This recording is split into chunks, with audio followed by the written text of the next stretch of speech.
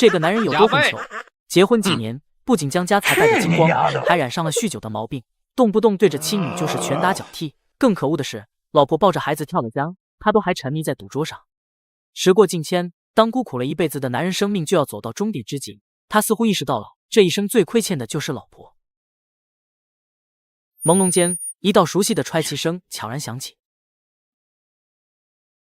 咦，我不是死了吗？这里是我当年的家，难道上天可怜我，让我重生了？赵振国打量了周围一圈，当他看到墙角鼻青脸肿的宋婉清时，眼眶顿时一红。媳妇儿，真的是你吗？能够再见到你们，真是太好了。滚啊！别碰我！老婆，对不起，我不应该说急眼了就抢你从娘家借来的钱，还拿去买酒喝。对不起，我以后一定不会这样了。你说这话你自己信吗？你都说过多少回了，可你哪次改过？赵振国，我已经没有奶水了，没钱买米糊糊，孩子就要饿死了。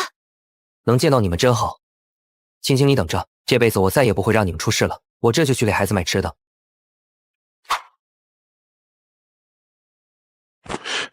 哟，这不是老赵家的小畜生吗？你家都那样了，还来买酒呢？二叔，我不买酒，我是想给娃赊点米糊糊。放心，明天保证给你钱。呸！老婆孩子都快饿死了，还整天喝酒赌博，现在买一点米糊糊都要赊账，你怎么不去死？畜生东西！二叔，我求你了，看在娃的面子上。拿着赶紧滚！要不是看婉清和娃可怜，我能给你这熊包赊账？谢谢二叔，我明天保准把钱给你。媳妇，米糊糊买回来了。这怎么可能？他哪有这么好心？说不定是想用这袋米糊糊哄我，然后偷偷把女儿拿去卖了。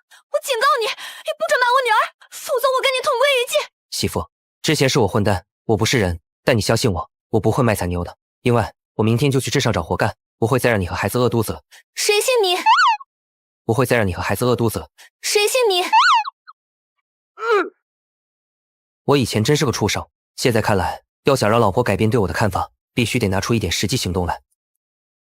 就从做饭这种最简单的小事做起吧。家里别说粮食了，就连个正儿八经的锅碗瓢盆都没有。可婉清已经几天没吃东西了，单吃点米糊糊肯定不行，我得想办法给她弄点好吃的补补身子。赵振国在厨房里一阵摸索，找到了一个网罩和一个弹弓。后山有不少野味，搞点回来给老婆开开荤。赵振国刚到后山，就发现树上有2只老斑鸠。目标已锁定，发射。菜鸡，不行就多练。我不过是手伤而已，再来。我再也不装逼了。这充其量也只有2两肉，根本不够吃的。70年代的山里野生动物很多，再打一些。完美，这下可以让老婆好好的吃几顿了。这，我的野鸡和斑鸠呢？难道是碰到脏东西了？这枚平安符，这平安符里竟然藏着一个20多立方米的空间，而且只要心念一动，就能将东西收进来或取出。最重要的是，这个空间好像还能升级。发了，这是天助我也。唉，青青，吃饭了。这是什么？你们绝对想不到，就在昨天，我还是个人见人嫌的混蛋，整天就知道喝酒打牌，对老婆孩子非打即骂。可今早一睁眼，连我自己都不敢相信，我居然系着围裙在厨房里小心翼翼地给老婆熬着滋补的肉汤。这是什么？媳妇，这是斑鸠肉汤，狗都不吃啊！他能有这么好心，这么殷勤，肯定是又想干什么恶心事。媳妇，你肯定觉得我对你这么好是想干什么坏事，但并没有，我是真的知道错了，决定以后好好对你们母女。哼，我看见你就不想吃。媳妇，你快些起来吃，你要是不想看见我去厨房吃就行。赵振国说完，转身出门，但他并没有立刻去厨房，而是趴在门边悄悄观察屋里的动静。见到宋婉清犹豫了很久，但最后还是喝了他的熬的肉汤时，他终于松了一口气。这是一个好的开始，但光凭这些还不够，我得想办法赚到更多的钱养家糊口，只有这样，媳妇才会真正改变对我的看法。他回到厨房，简单对付2口之后，就坐在院子里开始回想上一世的经历。上一世有几个外地人时不时就让我带他们进山挖一些杂草烂树，我当时什么都不懂，只想着拿带路的钱，但那些人挖的根本不是什么杂草，而是无比名贵的野生药材石斛。根据时间来算，那些人还没来，如果我先他们一步把那些药材挖去卖掉，说不定能卖一大笔钱。说干就干，交代媳妇锁好屋门后，赵振国拿起工具连夜进山。因为有着上一世的记忆，他很快就挖到了一株成色极好的野生石斛。下山的时候还意外抓了6只山鸡。我大哥会跳舞，你动我一下试试。废话真多。6只山鸡，有2只吃，拿4只去卖。哟，小伙子，山货不错嘛，怎么卖的？1只3块。给我拿1只。我也买1只。哎呀，嘿嘿。山鸡卖完，现在该去卖石斛了。山鸡卖完，现在该去卖石斛了。小兄弟，你这株野生石斛成色极佳，但我们店比较黑心，只能给你600块。我操！你妈的，市场价明显要比这高很多。不过镇上的药店出不起价也正常，而且我也急用钱，卖了。成交。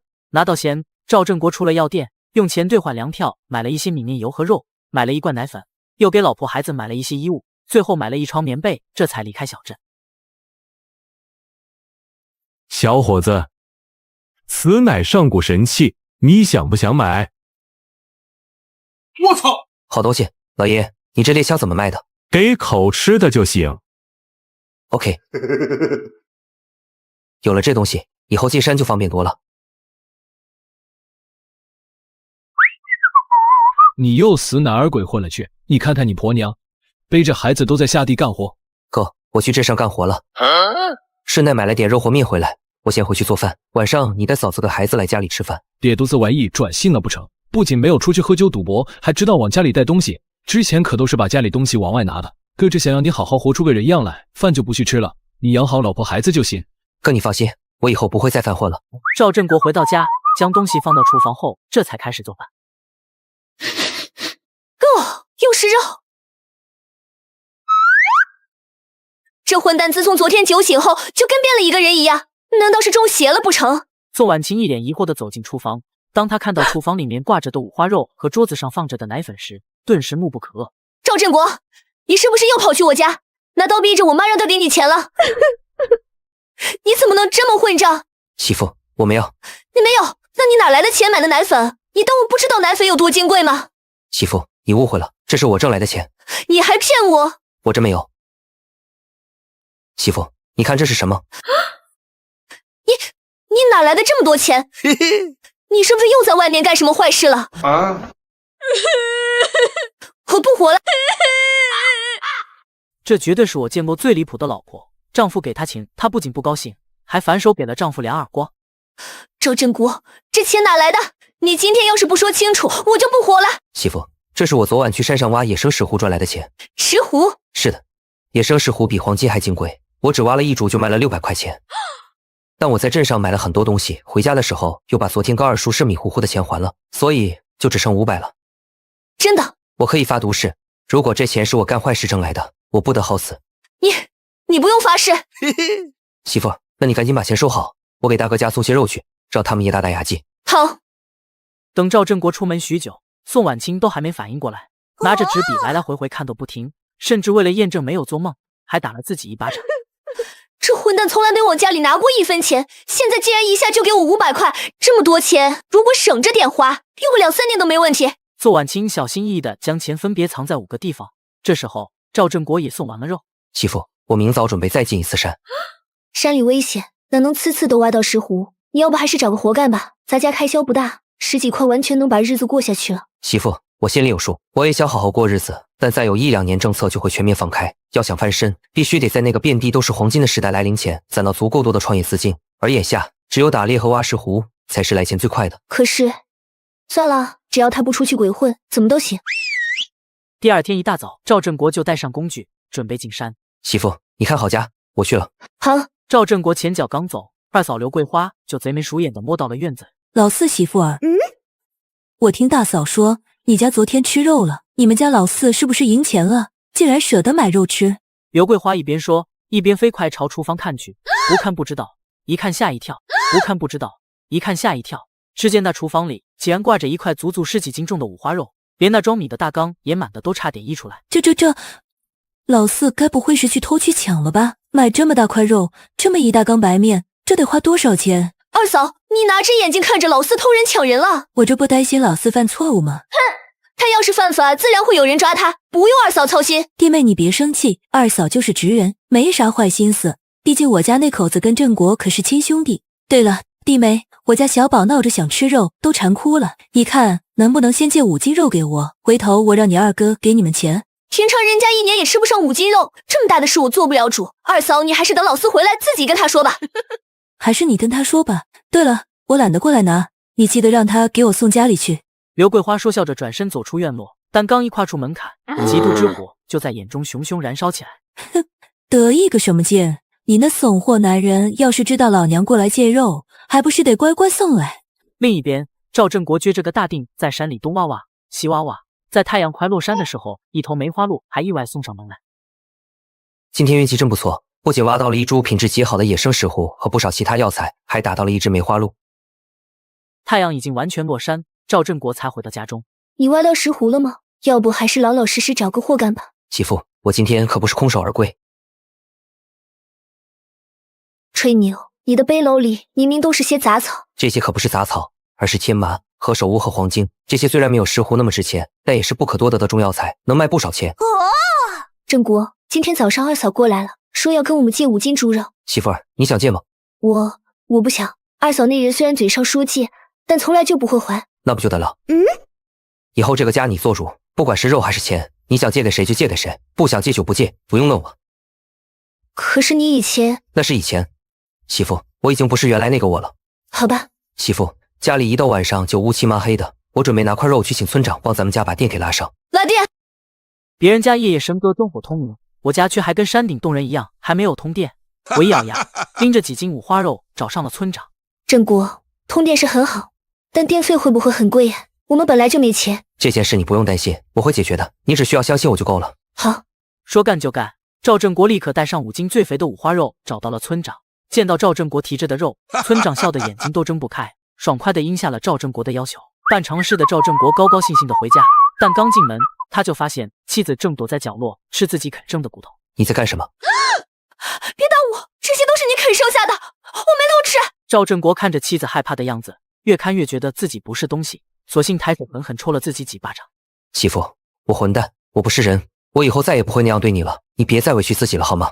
你欺负我就算了，连我们的亲生女儿都要拿去换酒，你简直是禽兽！都是我的错，今后我一定好好对你。刘桂花等了1天都没等到宋婉清给她送肉，只能上门讨要，却在门口看到了赵振国和宋婉清相拥的场面，无奈只能悻然回家。你看看人家老四，又给媳妇买衣服，又给媳妇买肉吃，你看看你是怎么对我的？贱婆娘，老四好事吧？我让你说老子的不是，你再敢去老四家，看我不打断你的腿！我怎么这么命苦？挨打的刘桂花越想越觉得委屈，自家男人不行就算了，还动不动就打她，这日子真是没法过。而另一边，宋母听人说赵振国欠了人家50块钱，思来想去不放心，决定还是要来女儿家看一眼。妈，你咋来了？青青，之前不让你离婚是妈的错，你要实在过不下去就离了吧，孩子妈帮你带。你要实在过不下去就离了吧，孩子妈帮你带。妈，他在改了，你看。这是他给孩子买的新衣服，给我也买了一套。只要他能改好，这50块我就是砸锅卖铁也帮他还。母女俩好一番畅聊，直到宋婉清送走母亲，才发现隔壁邻居张桂兰一直趴在墙头上看着她。你听说没？昨晚你二嫂被你二哥打了。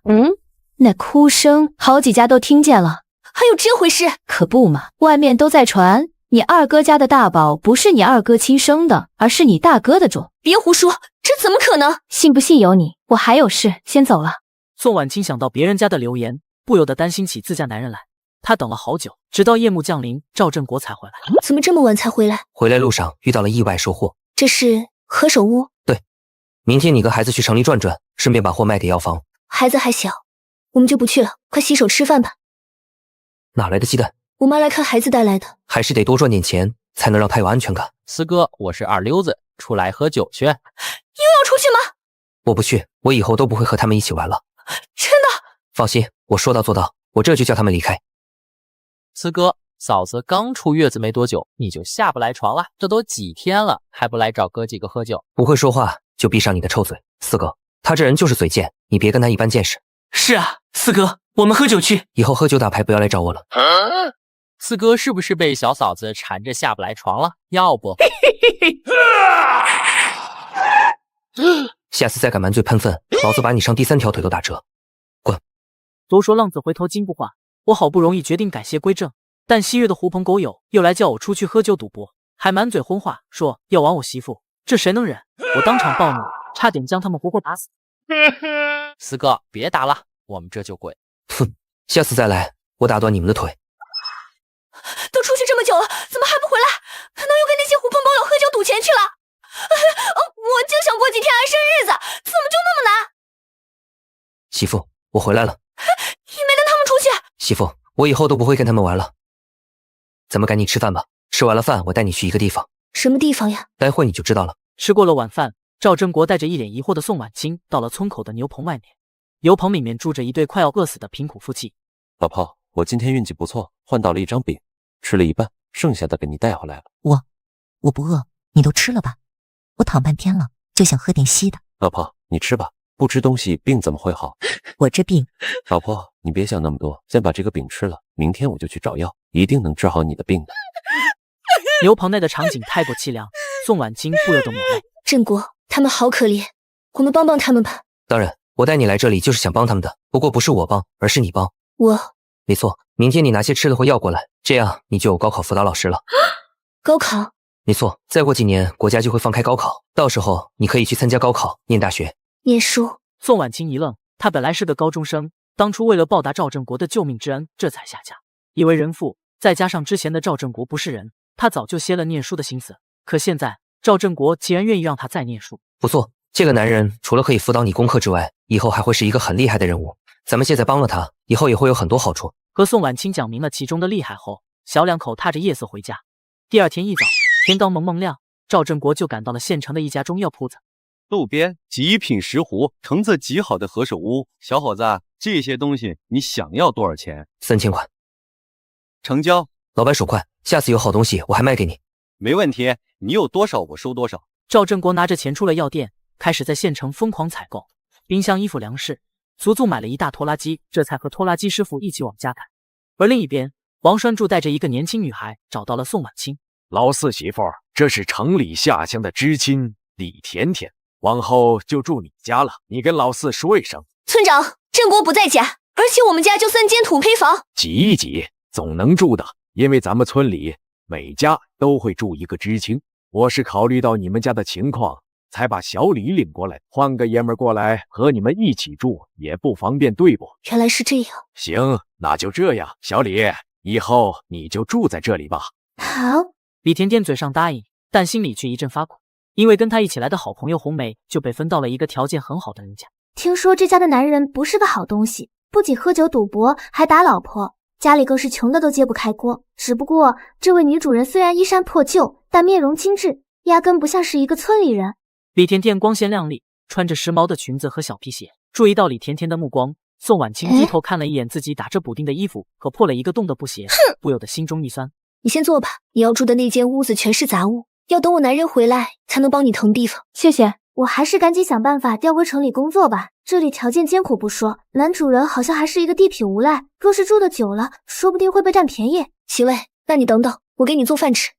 嫂子，我来帮你烧火吧，毕竟我以后都得住在这里，总不能白吃白喝还什么都不干。说着，李甜甜走进厨房。厨房虽然破旧，但收拾得非常干净。最重要的是，厨房的大缸里装满了白面，房梁上还挂了一大块肉。不是说这家人穷的揭不开锅吗？怎么还吃得上肉，而且还是这么一大块？一不小心穿越到70年代，别人家只能吃树皮、啃草根，我家却有吃不完的白面和猪肉。别人家还在点蜡烛，我家不仅通上了电，还安排上了冰箱冰柜。但在几天前，我还是一个连饭都吃不上的穷屌丝。老板，咱们都走了180里了，到时候你可一定得付我钱。包的，冰箱我都买得起，还能差了你这5块钱。那老板你做好了，毕竟我这辆拖拉机是出了名的快。赵振国坐在拖拉机上，紧赶慢赶，终于在傍晚时分回到了家中。当宋婉清和李甜甜见到他买的一拖拉机东西时，顿时瞪大眼。振国，这么多东西得花多少钱？还有这冰箱，咱们要是真用上了，一个月得交多少电费啊？交不了多少电费的，媳妇，你只管用就行。可是我们家就3间小破屋，也放不下这么多东西。那我找大哥商量商量，让他帮忙请人给我们重新建一栋房子吧。但修房子要很多钱的。咱们有钱。对了，媳妇，我还给你买了很多衣服鞋子，你等下试一试，看他喜不喜欢。这，不是说这家男人是个吃了上顿没下顿，整天就知道喝酒赌博打老婆的地痞无赖吗？这明明是个长相英俊，不仅顾家还爱老婆的靓仔啊！媳妇，这位是？他叫李甜甜，是下乡的知青，以后会在咱们家住一段时间。原来是这样。赵振国微微皱眉，显然他不太乐意家里住个外人。就在这时，大哥赵振兴听到动静冲了过来。振国，你怎么买了这么多东西？我尼玛，这不是冰箱吗？我听说这玩意比电视机都贵。兄弟，你怎么买得起的？不会是抢来的吧？这事可不敢干，干了别人就来干你。大哥，我就算有那心也没那胆啊。对了，你来的正好，我想请你帮我找点人修几间房子，你看有空吗？振国，大兴土木，那可是花不少钱的，材料不说了，工钱可不便宜啊。大哥，放心，我有的。当大哥看到自己的弟弟掏出一沓钱后，整个人震惊无比。哥，这是买材料和请工人的钱，修房子的事情就拜托你了。呵，见大哥离开，赵振国连忙将媳妇拉到了屋里。媳妇，这些钱你拿着。这么多，振国，如果不盖房子，光是这些钱就够我们用好几年了。可一旦盖了房子，我们可能还得欠外债。媳妇，你别担心，钱的事情我想办法。我已经给了大哥700块，再加上咱们手里的，应该差不了多少。唉，那好吧。媳妇，那我们亲热亲热。不要，外面还有人呢。他们大白天的就羞死人了。赵振国并不知道院子外面的李甜甜已经红了脸，在和媳妇瑟瑟完后，他这才不紧不慢地给李甜甜收拾出一间屋子。时间一晃，就已经是第2天清晨。赵振国本打算进山，但宋婉清却打消了他这个念头。振国，张婶子家的女儿要出嫁，早些时候张婶子过来请我帮她去寄礼单，你要不要跟我一起去？世袭谁能拒绝？走。说着，两人就来到了张婶子家。此时院子里已经人满为患，宋婉清因为写的一手好字，则被安排成了记账先生。张二狗，里煎2毛。狗剩5个鸡蛋，1张粮票。四哥，我觉得嫂子比慧姐漂亮多了，学问还高，你就好好和嫂子多日子吧，别惦记慧姐了。尼玛，慧姐是谁？我妈说慧姐找了个在国营饭店工作的对象，啧，现在牛气的很呢，回村都不拿正眼看人。铁军，哪个不要脸的传我闲话？就张慧慧那逼养的，给我老婆提鞋都不配。滚！你再胡说，我可就干你了。嘿嘿，这不瞎聊吗？二人的对话被宋婉清全听了进去。我和老婆本来开开心心的，结果却因为一个莫须有的谣言，差点感情破裂。媳妇，我跟那个张慧慧毛关系都没有，我心里只有你一个，你别听张铁军那小子胡说八道。难怪你要和我好好过日子，都是哄我的，原来是你在外面有人了。媳妇，你别生气，你听我解释。我不听，你去跟张慧慧解释吧。他娘的，要是让我知道是哪个嘴臭的在背后造谣，我一定把他打得他亲妈都不认识。回到家后，宋婉清坐在床边生着闷气，赵振国没办法，只能端着一盘热水走到宋婉清面前。媳妇儿，你累了一天了，我给你泡泡脚，缓解一下疲劳。不用，我用不起你。宋婉清想要挣扎，但最终还是拗不过，只能将洁白细腻的双脚放入热水里。沉默了好一会之后，他叹了一口气。唉，振国，我没生你气，只要你以后不出去鬼混，我就心满意足了。媳妇，你生气我很高兴，因为这是你在乎我的表现。如果你不在乎我，都不会生这个气。但你放心，我真的跟赵慧慧没有半毛钱关系。真的？真的。哼！媳妇，天色已晚，那我们睡觉吧。讨厌，轻点。哄好了媳妇，第2天一早，赵振国又坐班车去了城里，将最近新挖到的药材都售一空，赚了厚厚一沓大团结，确认金额无误后，他又去了国营商场，准备给丈母娘挑选一些补品。可让他没想到的是，他竟然遇到了上辈子人生中的第一个大贵人王书记。不久的将来，王书记会成为安氏的一把手。我上一世和他很熟悉，但这一世却是陌生人，现在直接上去打招呼会显得很奇怪。算了，我上辈子在安氏生活了几十年，这一世也会往安氏发展。等到了，意思以后跟王书记打交道的机会还有很多，不急于一时。赵振国刚转身准备离开，远处传来瓶子掉在地上的动静，以及女柜员扯着嗓子喊的刺耳声。喂，我说你这人咋这样？弄坏了东西，你不想赔就想走，哪有那么好的事情？赶紧赔！弄坏了东西，你不想赔就想走，哪有那么好的事情？赶紧赔！同志，你误会了，我不是要跑，我是身上带着的钱不够，想去外面取钱。我的车就在外面，你要是不信，我可以把工作证件压在这里。你弄个假证件糊弄谁呢？我现在要是放你走，你出门跑了，我找谁去？赵振国见状，连忙上前弯腰捡起，交给王新军。兄弟，谢谢你。不客气。多少钱？我帮他给。一共127块5毛，拿钱吧。找钱。好的，您稍等。赵振国付了钱后，和王新军走出商场，两人走到一辆黑色汽车旁。王新军打开车门，从里面拿了300块钱递给赵振国。刚才那么多人围观，都没一个人愿意帮我说话。兄弟，谢谢你。不用客气，小事而已。对你是小事，对我可是大事。走，你要去哪里？我送你。我准备回家，但我家有点远，要不还是不麻烦你了。这话说的，上车，多远我都送你去。那好。见王新军是真的想送他回家，赵振国也不墨迹，连忙报出地址。在回家的路上，两人你一句我一句，聊得非常投缘。2个小时后，车辆停到了赵振国的家门口。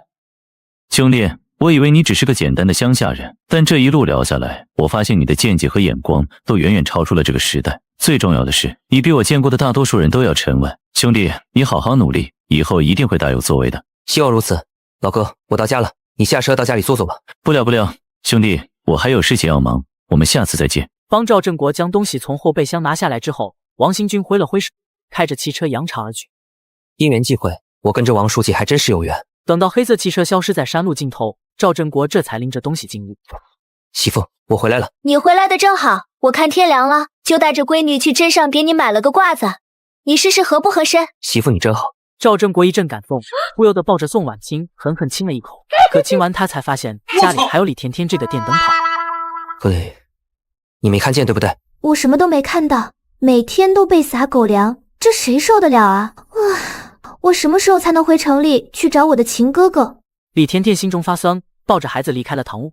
而堂屋里，赵振国将厚一沓大团结拿给了媳妇。媳妇，这个你收好。这怎么这么多？振国，这些日子你拿给我的钱一次比一次多，你真的没有在外面干什么坏事？你们老婆会怕你赚的钱太多吗？因为我实在太能赚，往家里拿的钱一次比一次多，我老婆彻底不淡定了。振国，你一次赚的比一次多，突然有这么多钱，我心里老不踏实。你不会是在外面干什么坏事了吧？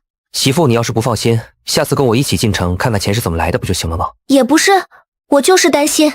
媳妇，你把心放在肚子里吧。对了，我给你妈妈买了些补品，你收拾收拾，我去借辆自行车带你回娘家。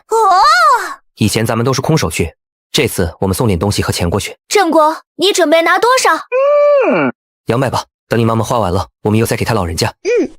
两口子商量好，下午2点左右，赵振国带着媳妇到了丈母娘家所在的村子。有人见到他们，连忙跑去给正在干活的宋母报信。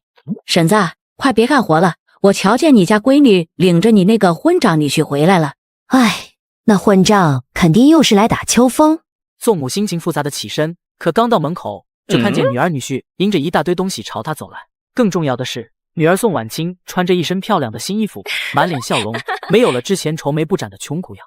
妈，我买了些麦乳精、水果罐头、鸡蛋和肉过来，给你补身子。你们家里什么条件自己不清楚，买这么多东西得花多少钱？有这钱，还不如留着小两口好过日子。妈，你平时没少帮我们，我现在赚到钱了，当然得孝敬孝敬你。婉清上次说郑国变好了，现在看来还真是这样。宋母和女婿女儿寒暄了，但站在外面吃瓜的邻居们则是一脸惊讶。这小两口之前来都像是讨饭的一样，这次不仅穿了新衣服，还拎着这么多东西，不知道的还以为是俩有钱的城里人。就是谁不知道赵振国家穷的叮当响，这怎么还鸟枪换炮了呢？听到邻居们的小声议论，宋母嘴角的笑容比98还难压。她高兴地将女儿女婿带进屋里，但没过一会，宋婉清的弟弟宋明亮就骑着一辆28大钢，怒气冲冲地打了回来。姐，我刚听人说你带着孩子回来了，是不是赵振国又犯浑了？姐你等着，我这就去弄死他。郑国不仅买了一堆东西过来看我，还给了妈200块钱。啥？这怎么可能？宋明亮一脸震惊。这时赵振国的三姐也抱着孩子也走了进来，同样一脸震惊。弟，你在哪发财了？三姐，没发财，就是赚了点小钱。这不，今天闲着，我就想着带婉清过来看你们。原来是这样。赵小燕表面平静，但心里却是掀起了惊涛骇浪。当初赵振国娶婉清时，宋家死活不同意，没有办法，我只能听爸妈的话，跟宋家换亲，嫁给了宋婉清的弟弟宋明亮。可我嫁过来之后，郑国3天2头往这边跑，不是蹭吃蹭喝，就是借钱。婆婆和丈夫虽然不说，但我总觉得有些抬不起头来。可这一次，郑国竟然买了这么一大堆东西，还拿了200块钱过来。赵小燕惊讶，却不知道她的丈夫宋明亮更惊讶。太阳还真是打西边出来了，我都准备好跟这个混账拼命了，结果他现在变好了。屋子里，几人大眼瞪小眼，但几人不知道的是，赵振国的心中也很不平静。上一世得知他将宋婉清逼得跳河自尽后，所有人都跟他断绝了关系，唯独三姐偷偷给走投无路的他塞了2个熟鸡蛋和20块钱。三姐，我再次见到三姐，赵振国不由得眼眶泛红。可这时，宋明亮忽然哈哈大笑起来，哈哈哈！燕儿，我看姐夫是真变好了，你快帮我们准备点下酒菜，我要跟姐夫喝几杯。好，那你们等着，我这就去给你们炸盘花生米。不行，不能喝酒。幼弟，待会儿我们还要回去。宋婉清担心赵振国喝多了发酒疯，但弟弟却固执得像头牛一样，死活劝不住。很快，一碟花生米端上来，宋明亮和赵振国就开始大杯大杯的往肚子里倒酒。几个菜喝成这样，完了，他喝完了肯定会发酒疯打我。好日子还没过几天，我的命怎么就这么阔？我和小舅子把酒言欢，老婆却在一旁哭成了泪人，生怕我喝多了又变成那个恶魔。但她不知道的是，现在的我是赵振国仆肉吧。一碟花生米就能喝成这样，这日子可怎么过啊？宋婉清心里发苦，但让她诧异的是，喝了好几瓶白酒的赵振国不仅不发酒疯，反而比平常更加温柔。回到家后还要跟他亲热。媳妇，快来亲一个。你不打我？媳妇，你这话说的，我打你做什么呀？我这辈子、下辈子、下下辈子都不会再碰你一根手指头。我还以为你喝完了酒又会以前一样，振国，对不起。说对不起的人应该是我。媳妇，别哭了，宝宝。不要，天还没黑呢，万一被甜甜看到了不好。没事的，我让他帮我去村口买东西去了。那好吧。宋婉清一脸娇羞，轻轻地抱住了赵振国。可就在两人准备交流的再深入一些时，外面忽然传来李甜甜的声音。大哥，你让我买的草纸、铅笔和尺子我买回来了，你现在要用吗？用，现在就用，我最喜欢用这些东西了。赵振国无奈地松开媳妇，迈步来到院子里。大哥，这是你要的东西。辛苦了。接过纸笔和尺子后，赵振国就坐在院子里开始写些画画。不知何时，宋婉清走到他旁边。振国，你在画什么呢？媳妇，我在画我们房子的设计图。可当宋婉清看清里面的内容后，他顿时一脸震惊。振国，你怎么画的这么标准？媳妇，你也懂图纸？我们家还没没落的时候，我爸爸经常会带回家一些非常专业的设计图。振国，你画的这份图纸水平有3、4层楼那么高，完全不比那些专业设计师差。宋婉清满脸震惊，可就在他想刨根问底时，大哥赵振兴推开院门走了进来。振国，施工队找到了，材料商我也联系好了，你想把房子盖成什么样的呀？大哥，你来的正好，我刚把图纸画出来，你看看。我以为你是想建老黄头家那样的砖房，原来你是要盖一栋小洋楼。对啊，所以我才让大哥你帮我找最专业的施工队。振国，按照你这个图纸，房子盖下来恐怕会花很多钱。你最近是赚到钱了，可钱也不能这样花呀，有钱你得留着跟弟妹踏实过日子。钱的事我想办法，大哥你就按照我的想法来弄就行。行吗？哥也说不动你，只要你别再犯浑，其他的事都成。大哥赵振兴皱着眉头离开，宋婉清这才想起来问赵振国图纸的事情。振国，你连初中都没有念过，怎么会画得出这么好的图纸的？婉清，有很多事情我没办法告诉你，但你相信我，我会带你过上好日子的，好吗？振国，我相信你。对上赵振国真挚的目光，宋婉清轻轻叹了一口气，最后温柔地依偎在赵振国怀里，感受到怀中的温暖，赵振国紧绷的心神终于舒缓了一些。上辈子赚再多的钱，住再大的房子，也没有此刻来的踏实安心。媳妇，你等着，我一定会让我们的日子越过越红火。和媳妇温存一夜后，第二天一早，赵振国天还没亮就进山打猎挖药。等到下午的时候，他就收获了20来只红嘴雀、3只野鸡和2只野兔和1只傻狍子。可就在他将猎物收进平安符的空间里时，忽然一头巨大的野猪领着一群野猪从草丛里冲出，直奔山下而去。我操，领头的这只野猪至少得有500斤重吧？如果能打到就发财了。赵振国两眼冒星星，连忙拿着猎枪追在野猪群后面，可没跑多远，他就被一根树枝绊了一跤，摔进山谷。野猪没追到，还摔了个半死，真是亏大发了。赵振国龇牙咧嘴地站起，可下一刻，他却发现不远处有一块金黄色的石头。这是什么东西？别人坠崖要命，我坠崖却能发财。我在追野猪群的途中，不小心摔到了山谷里，可我不仅没死，还发现了一块金灿灿的东西。这是什么？这竟然是一柄长30多公分、宽3寸的金如意！哈哈哈，发财了！我正筹做生意没启动资金呢，有了这东西，以后就不用每天都来山上打猎挖药了，可以多留点时间做其他的事情。赵振国大喜，连忙将金如意收进空间。这里怎么会无缘无故出现这么大的金如意？不行，我得再找找看，万一这周围还有呢。赵振国开始在周围寻觅起来。1个小时后，他叹了一口气：我还是太贪心了，能捡到这柄金如意已经是祖坟招火，怎么还敢奢求太多？算了，我还是继续挖石斛吧。赵振国根据上一世的记忆，很快又找到了一株野生石斛，而家里边附近的砖厂动用了12辆拖拉机，浩浩荡荡的把砖全部运到了赵振国家。乖乖，我还是第一次见这么大的阵仗，赵振国这是想干啥？修房子用得了这么多砖吗？我听砖厂的人说，单是这些砖就值12张大团结。赵振国这小子前阵子还连饭都吃不起，可这几天又是买冰箱又是修房子的，他不会是把肾嘎去卖了吧？咱们当牛做马，一天才能赚9个公分，啥肾这么值钱？他肯定是又干什么偷鸡摸狗的事了。振国虽然喜欢喝酒打牌，但却从不偷鸡摸狗。谁再敢乱嚼舌头根子，我撕烂他的嘴！大妹子，我们不是那个意思，你别激动。哼，东家长西家短，谁家媳妇没洗碗？一天天就你们事多。你们要是没事就走吧，我不想看到你们。宋婉清赶走了众人，可没过多久，二嫂刘桂花又推开院门走了进来。我才多久没出门，老四家不仅买了冰箱，现在还要建新房子，老四哪来的这么多钱？难道是跟人借的？肯定是这样。二嫂，你有什么事吗？我就溜达。弟妹，你看看你们都吃了上顿没下顿了，还借钱，又是买冰箱又是盖房子的，借来的钱可不好花，你们得悠着点。不了，二嫂操心，我这不也是为了你们好吗？你瞧瞧你们，除了冰箱，家里一个像样的家具都没有，单独买个冰箱来有啥用？二嫂，你家像样的家具倒是挺多，但你和二哥怎么不买个冰箱？不会是买不起吧？你个小贱人，嘴咋就这么恶毒？你连个儿子都生不了，只能生个不值钱的丫头片子，难怪老四不给你好脸色。二嫂，你要没事就赶紧回吧，省得二哥找不到你，又以为你在外面偷人。你敢踢老娘我的丑事？宋婉清，你给我等着，等老四回来，我非得让他好好教训教训你。刘桂花愤怒的离开，宋婉清则是有点后悔。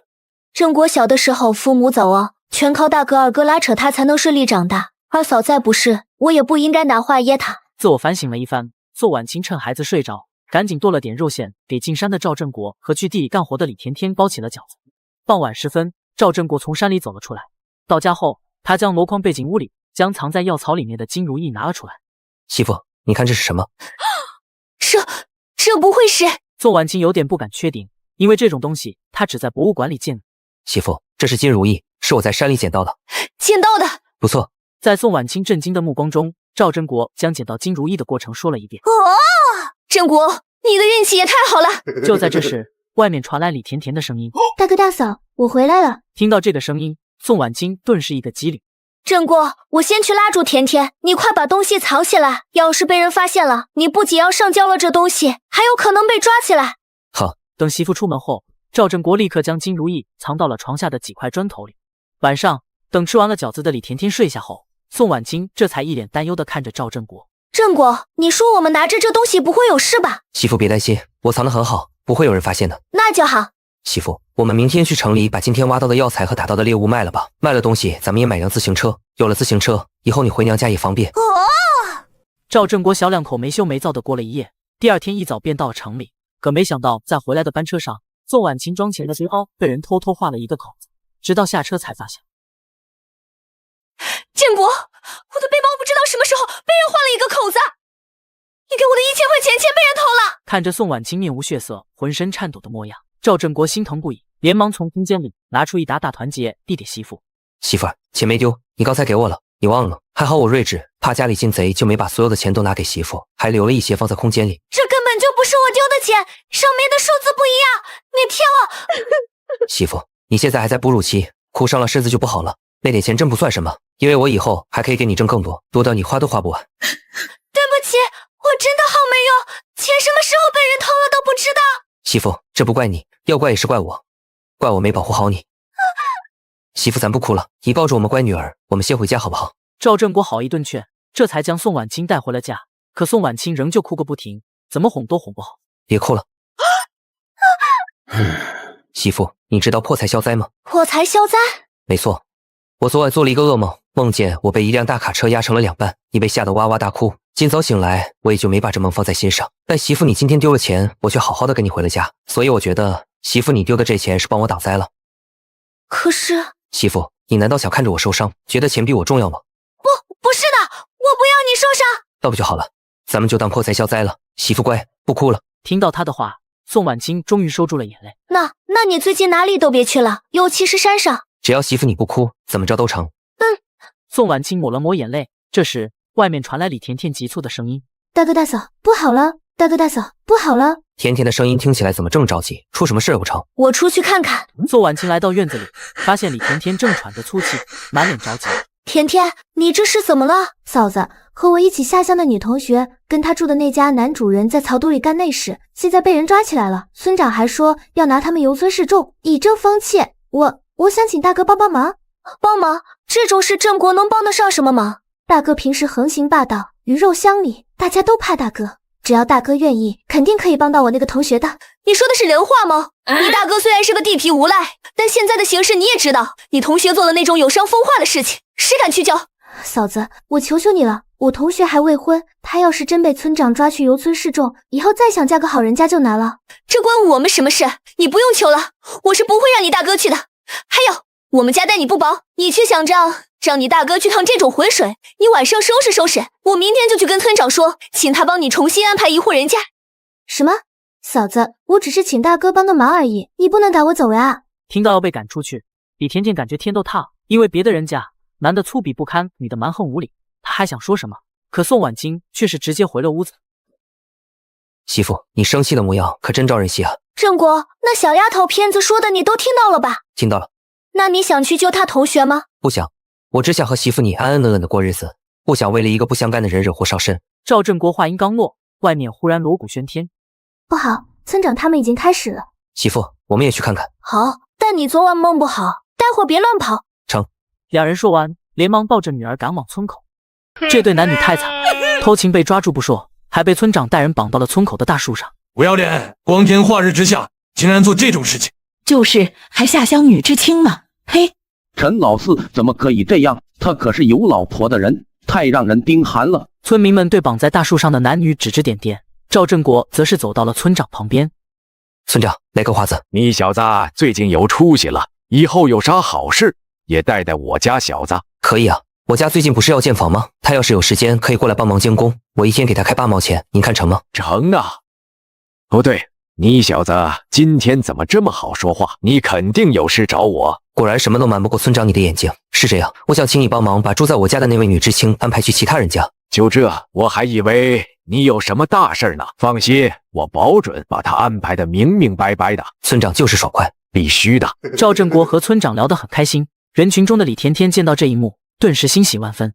嫂子，大哥人真好，虽然你不准他帮忙，但他还是帮我同学说情了。嫂子，你不会怪大哥吧？你又听不见他们说话，怎么知道他是在帮你同学求情？一看就是了，不用听见。郑国说过不会管这种闲事，他就一定不会管。倒是这李甜甜，我和郑国每天好吃好喝的招待他，他倒好，不仅想让郑国趟他同学的浑水，还阴阳怪气的挑衅起我来了，把他扫地出门，果然是对的。赵振国并不知道媳妇跟李甜甜的谈话，跟村长聊了几句，便回到媳妇旁边。等村里的人全都来齐之后，村长这才走到大树下，指着被绑住的那对男女开始演讲。乡亲们，这对狗男女，男的叫陈老四，想必大家都认识，而这个女的叫王素芬，是到咱们村下乡的知青。光天化日之下，他们竟然敢在草垛里行苟且之事，还被抓了现行。我们今天必须得好好教育教育他们，然后再把他们送去镇上按流氓罪处理。流氓罪，流氓罪！叔，我冤枉啊！是这个贱女人勾引我的，你不能把我送去镇上。别叫我叔，我丢不起这个人。你们都是男人，这种事如果女人不主动，我能把她怎样？你们说对不对？你撒谎！明明是你说能帮我回城里去，我才捏着鼻子让你占便宜的。场中的两人扯来扯去，现场更是议论纷纷，但最后还是被村长送去了镇上。我还是太天真了，大哥那么听媳妇的话，没小嫂子开口，他又怎么会主动织素芬脱困？讲到刚才和宋婉清说的话，李甜甜只觉无地自容。可就在她准备离开时，村长却叫住了她。小李，你等一下。说，你找我有事？是这样的，赵老四家最近不是建房子吗？事情也多，我怕他们怠慢你，所以就另外帮你安排了一户人家。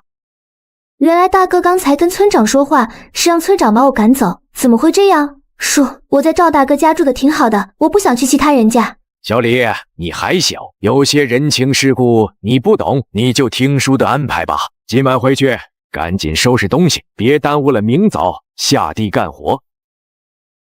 为什么会这样？不，我不想去其他人家。对了，我去求求嫂子。李甜甜崩溃不已，连忙追上离去的宋婉清和赵正。嫂子，对不起，我不知道我同学的事会被定成流氓罪。要是知道，我说什么也不会让大哥去救我同学的。你别赶我走，好不好？我家的情况你也看到了，有你在，我跟你大哥会有很多不方便的地方。嫂子，对不起，是我给你们添麻烦了。你们对我的好，我会一直铭记在心的。最好是这样。还是要赶我走？嫂子啊嫂子，既然你们这么不仁，那就别怪我不义了。你们之前连饭都吃不起，现在不仅天天白面馒头，还有买冰箱又建房子，这么多钱哪来的？没点猫腻谁信？宋婉清、赵振国，你们给我等着，我一定要写信举报，把你们打回原形，让你们牢底坐穿。李甜甜的眼中满是怨毒，跟着宋婉清和赵振国回家后，她旁敲侧击地问了一些事情，半夜又悄悄将下乡证藏到了赵振国的床下。可她不知道，她的一切动作都被赵振国看在眼里。哼，放个证件是什么意思？想栽赃陷害吗？我倒要看看你能翻起什么风浪来。赵振国没有打草惊蛇，将证件收进听经后便安然睡下。第二天一早，等李甜甜拎着东西离开，他才背起背篓进山，一直忙活到深夜才回家。正果，你背这么大块石头回家干什么？媳妇，这可不是普通的石头，我们以后的荣华富贵可就全看它了。净瞎说，快洗手吃饭吧。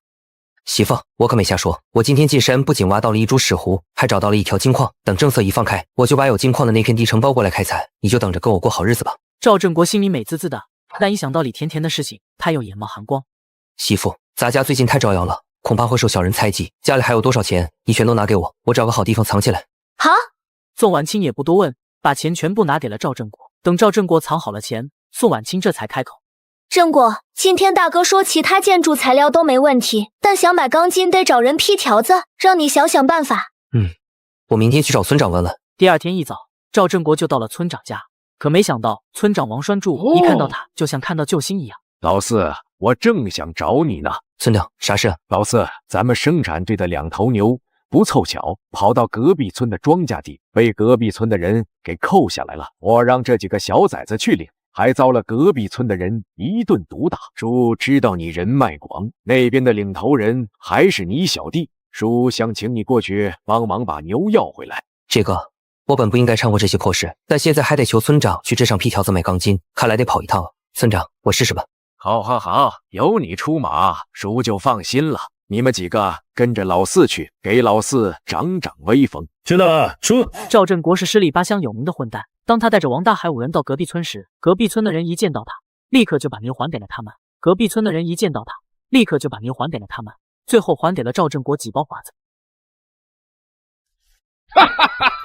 老四，还得是你呀！不过你小子无利不起早，这次做事这么爽快，肯定有猫腻。说吧，又想让我帮你办什么事儿？村长，你看人真准，我想请你跑去镇上帮我批几张买钢筋的条子。小事包在我身上。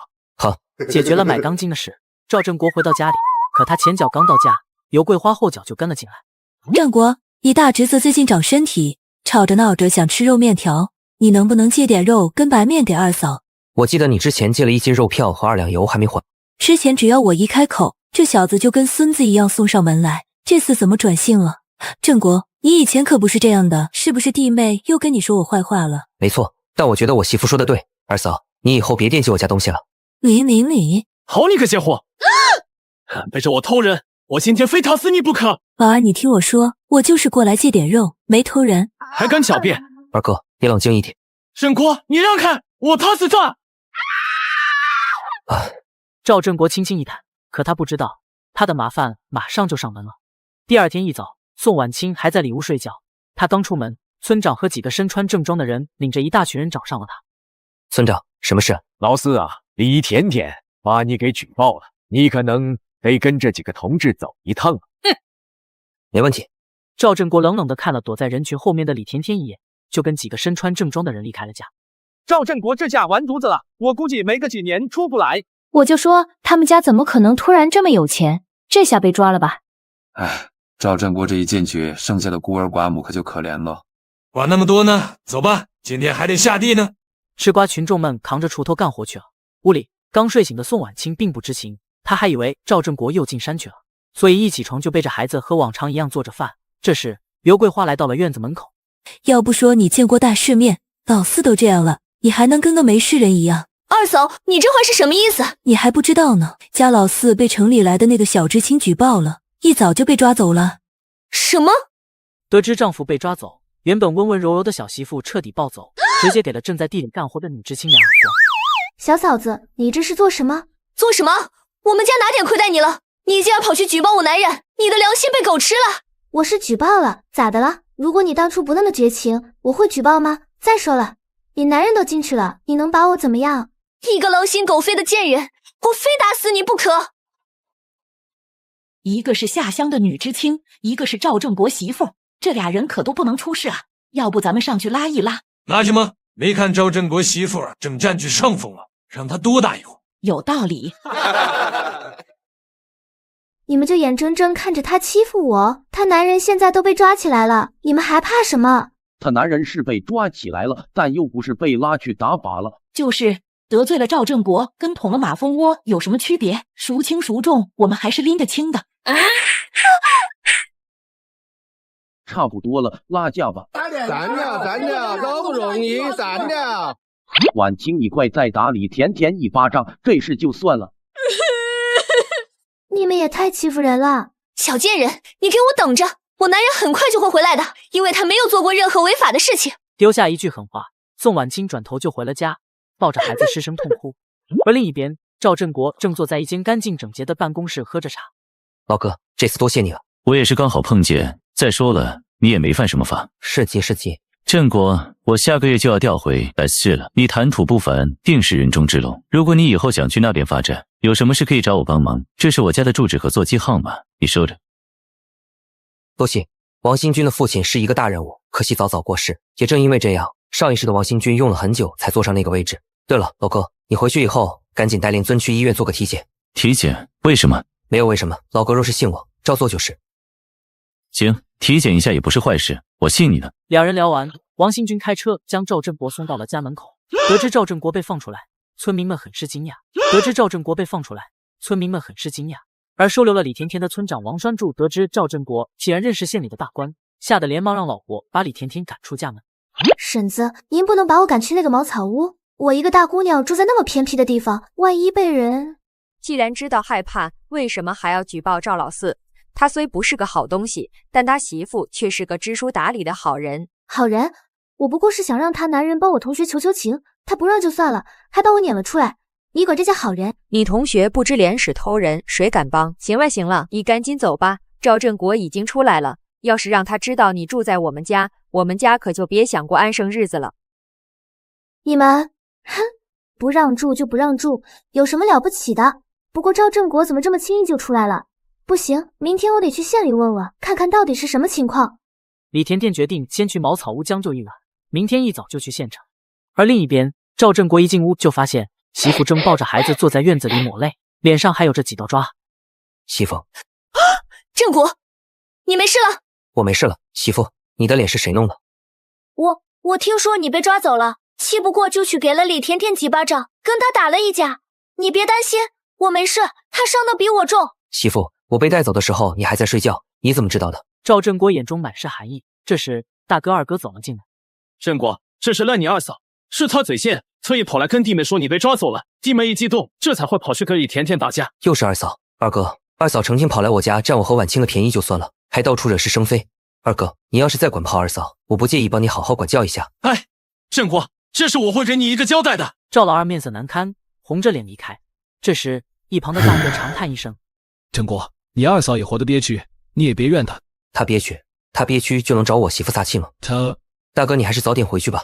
有些话我不想说太明白，毕竟不管大哥你做什么，会等你回家的只有大嫂跟那3个孩子，而不是二嫂和大宝。郑国，我晓得了。等大哥二哥离开，赵振国马不停蹄地去镇上给媳妇买药。赵振国去镇上给媳妇买药，回来的路上却遇到了村里的狗剩，正领着几个人想要进山。那几个人怎么这么眼熟？对了，他们就是上一世找我带路进山去挖药材的那些人。四哥，这几个城里人说要上山看看风景，让我帮忙带路，还承诺每天给我5毛钱呢。挺好。上辈子这些人本想去清风山，结果我带他们去了云岩山，让他们赚得盆满钵满。如果这辈子让他们去清风山，他们是不是就会一无所获？狗剩，你带他们去我们小时候常去的清风山呗，那里风景好，路又好走，省得你一天累得跟牛似的。好有道理，我还准备带他们去云岩山呢。听四哥您这么一说，我还是带他们去清风山吧。行，那去吧。得嘞。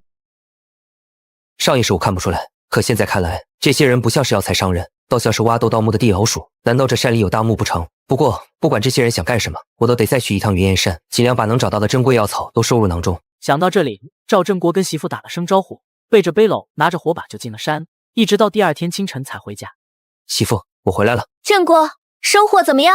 大丰收！我在山里1天1夜，采到了1朵灵芝，挖到了2株石斛。哇，这么多！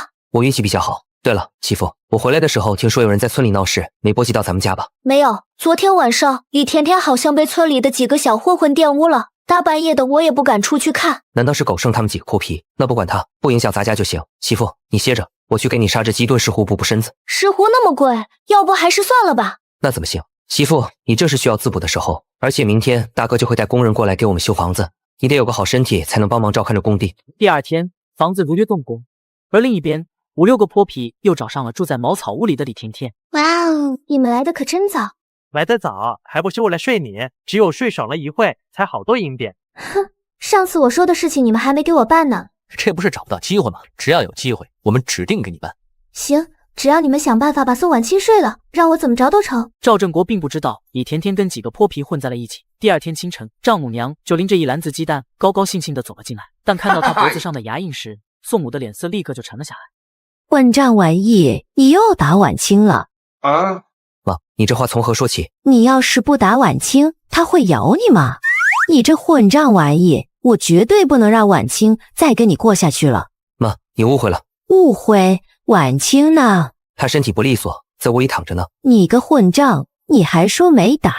妈，我真没有，你去问婉清就知道了。你给我等着！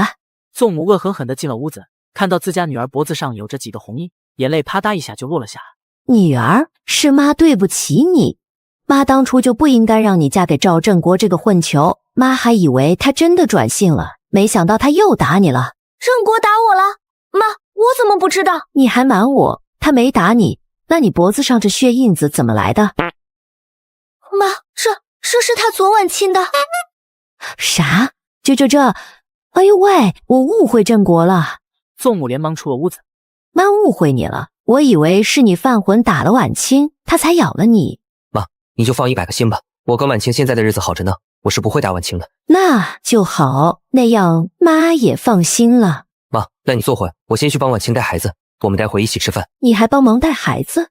啊，这些日子夜里都是振国在带孩子，他不仅帮忙带孩子，还每天帮我炒菜做饭、烧水泡脚呢。看来振国真是变好了，看把我担心的。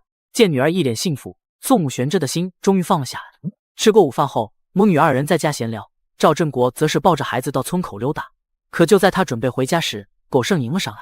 四哥，我觉得有点不对劲啊。怎么了？四哥，我这2天不是给那几个城里人带路吗？可我发现他们都带着奇怪的工具，一进山就到处敲敲打打，感觉不像是单纯的看风景啊。敲敲打打，看来那几人还真是来盗墓的地老鼠。狗剩，你想不想立大功？快看，这个男人为了山里的药材不被别人挖走，竟然给村里的泼皮出馊主意。四哥，我今年25，虚岁27，马上28，眨眼30，一晃就是35的人了，到现在都还没娶媳妇。只要能立大功，你让我干什么都成。那你就听我的，你先这样，然后再这样，最后再那样，我保你大功到手。四哥，这是要成啊，以后您就是我亲哥。少说这些，赶紧去吧。狗剩屁颠屁颠的去了，赵振国则是回家指挥工人们干活。可第二天清晨，他刚起床打开院门，却发现门外摆满了祭品。这是他娘的，两个孙子想咒我死！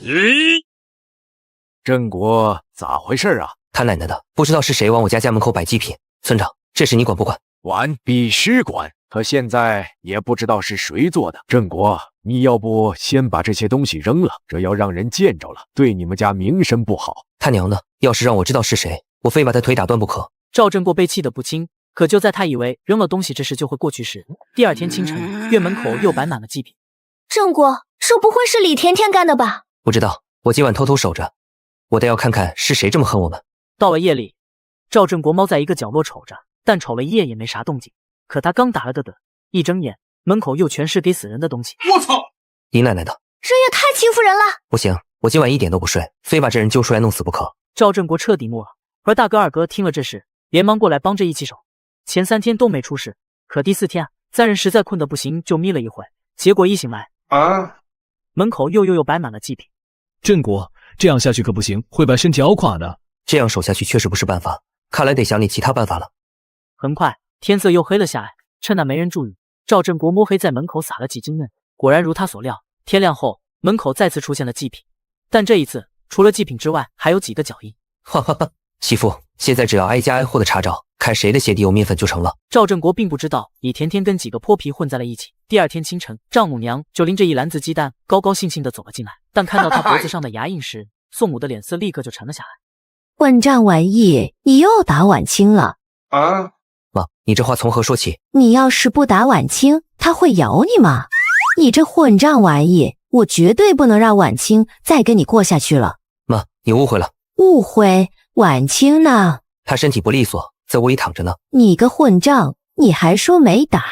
妈，我真没有，你去问晚清就知道了。你给我等着！宋母恶狠狠地进了屋子，看到自家女儿脖子上有着几个红印，眼泪啪嗒一下就落了下来。女儿，是妈对不起你，妈当初就不应该让你嫁给赵振国这个混球，妈还以为他真的转性了，没想到他又打你了。振国打我了？妈，我怎么不知道？你还瞒我，他没打你，那你脖子上这血印子怎么来的？妈，这是他昨晚亲的。啥？这……哎呦喂，我误会振国了。宋母连忙出了屋子。妈误会你了，我以为是你犯浑打了晚清，他才咬了你。妈，你就放100个心吧，我跟晚清现在的日子好着呢，我是不会打晚清的。那就好，那样妈也放心了。妈，那你坐会，我先去帮晚清带孩子，我们待会一起吃饭。你还帮忙带孩子？啊，这些日子夜里都是振国在带孩子，他不仅帮忙带孩子，还每天帮我炒菜做饭、烧水泡脚呢。看来振国真是变好了，看把我担心的。见女儿一脸幸福，宋母悬着的心终于放了下来。吃过午饭后，母女二人在家闲聊，赵振国则是抱着孩子到村口溜达。可就在他准备回家时，狗剩迎了上来。四哥，我觉得有点不对劲啊。怎么了？四哥，我这2天不是给那几个城里人带路吗？可我发现他们都带着奇怪的工具，一进山就到处敲敲打打，感觉不像是单纯的看风景啊。敲敲打打，看来那几人还真是爱盗墓的地老鼠。狗剩，你想不想立大功？快看，这个男人为了山里的药材不被别人挖走，竟然给村里的泼皮出馊主意。四哥，我今年25，虚岁27，马上28，眨眼30，一晃就是35的人了，到现在都还没娶媳妇。只要能立大功，你让我干什么都成。那你就听我的，你先这样，然后再这样，最后再那样，我保你大功到手。四哥，这是要成啊，以后您就是我亲哥。少说这些，赶紧去吧。狗剩屁颠屁颠的去了，赵振国则是回家指挥工人们干活。可第二天清晨，他刚起床打开院门，却发现门外摆满了祭品。这是他娘的，两个孙子想咒我死！郑国咋回事啊？他奶奶的，不知道是谁往我家门口摆祭品。村长，这事你管不管？管，必须管。可现在也不知道是谁做的。郑国，你要不先把这些东西扔了，这要让人见着了，对你们家名声不好。他娘的，要是让我知道是谁，我非把他腿打断不可。赵振国被气得不轻，可就在他以为扔了东西这事就会过去时，第二天清晨，院门口又摆满了祭品。振国，这不会是李甜甜干的吧？不知道，我今晚偷偷守着，我得要看看是谁这么恨我们。到了夜里，赵振国猫在一个角落瞅着，但瞅了一夜也没啥动静。可他刚打了个盹，一睁眼，门口又全是给死人的东西。我操！你奶奶的，这也太欺负人了！不行，我今晚一点都不睡，非把这人揪出来弄死不可。赵振国彻底怒了，而大哥二哥听了这事，连忙过来帮着一起守。前3天都没出事，可第4天3人实在困得不行，就眯了一会，结果一醒来门口又摆满了祭品。郑国，这样下去可不行，会把身体熬垮的。这样守下去确实不是办法，看来得想点其他办法了。很快天色又黑了下来，趁那没人注意，赵振国摸黑在门口撒了几针嫩，果然如他所料，天亮后门口再次出现了祭品，但这一次除了祭品之外，还有几个脚印。哈哈哈，媳妇，现在只要挨家挨户的查找，看谁的鞋底有面粉就成了。媳妇，你看这现场，我去找村长。找到村长后，赵振国让村长带着他挨家挨户的找，最后成功锁定了目标。你们说是我干的，就是我干的吗？你们拿出证据来。没有证据，我不认。全村人就你鞋底上有面粉，你还想抵赖？村长，你这话说的就不对了。我鞋上的面粉就不能是在自己家踩上的，还是说村里就只有赵振国吃得起白面？至于鞋印，难道咱们村就只有我一个人的脚是413吗？就我一个人穿这种鞋底？那我也不是这个意思。那你们是什么意思？你找死！郑国，你先别冲动。张德柱这人就是泼皮无赖，除非抓到现行，不然他是不会认罪的。村长，你先回去吧，我自己想想办法。赵振国心中满是愤怒，可就在他准备往家走的时候，却看见张德柱去了李甜甜的茅草屋。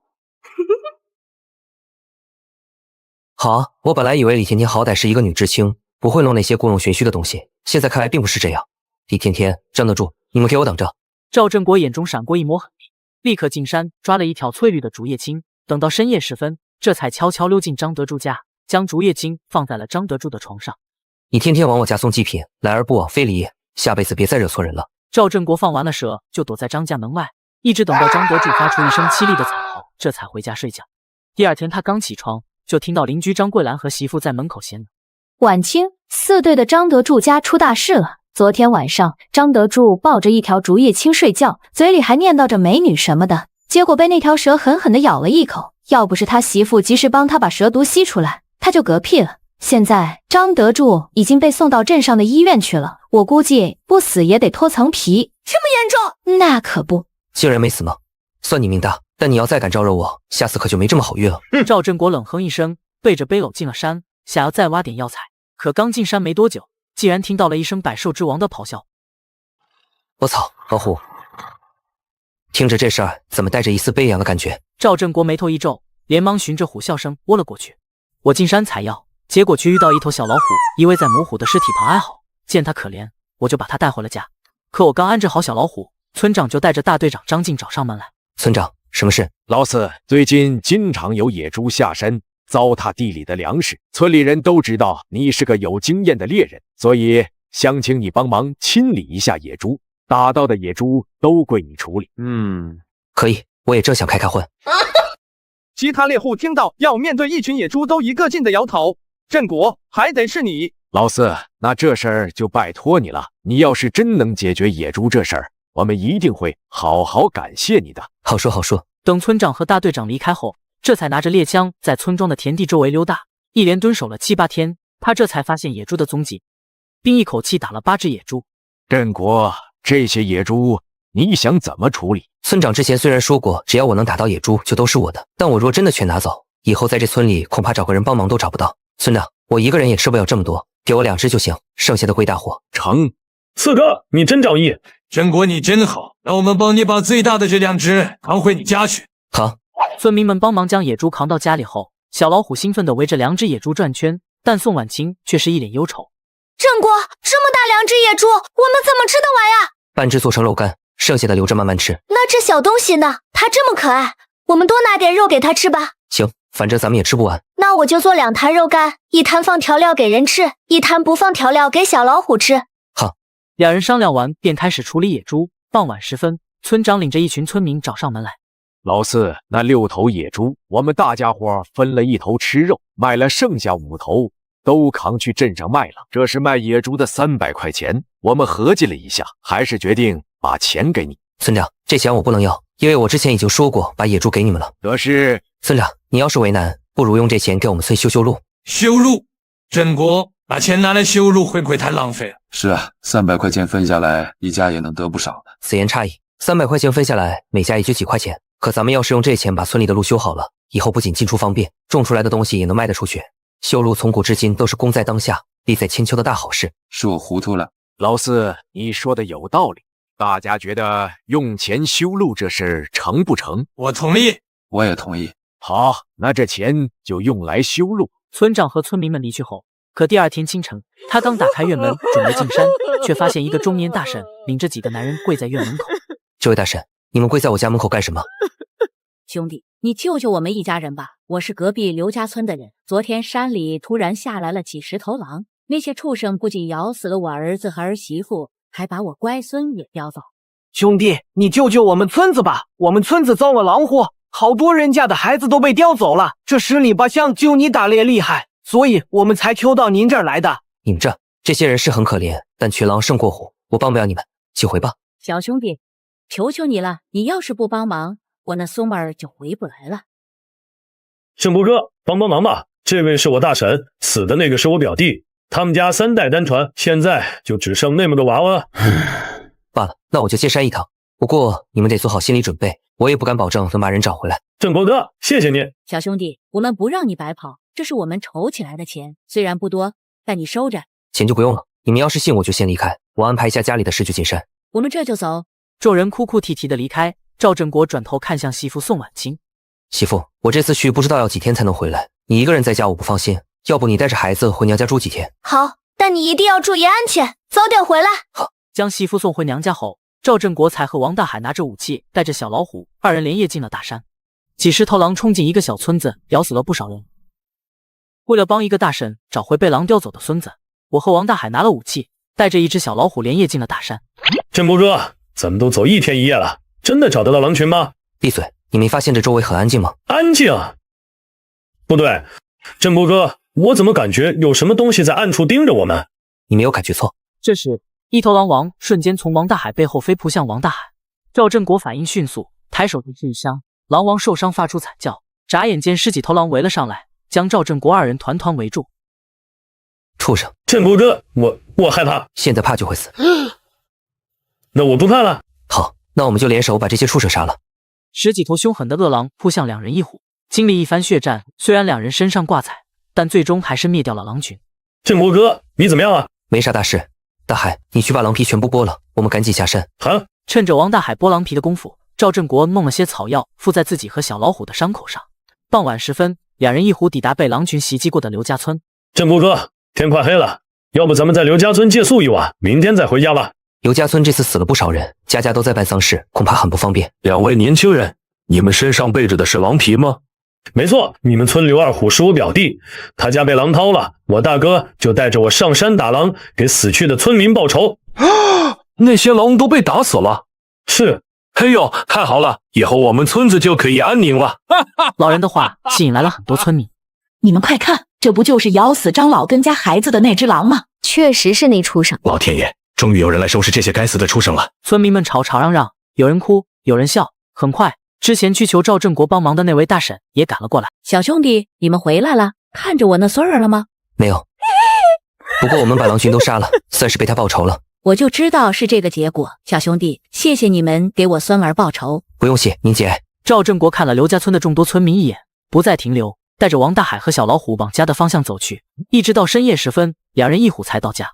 第二天一早，2人去镇上将狼皮卖给一个商人，赚了几10张大团结。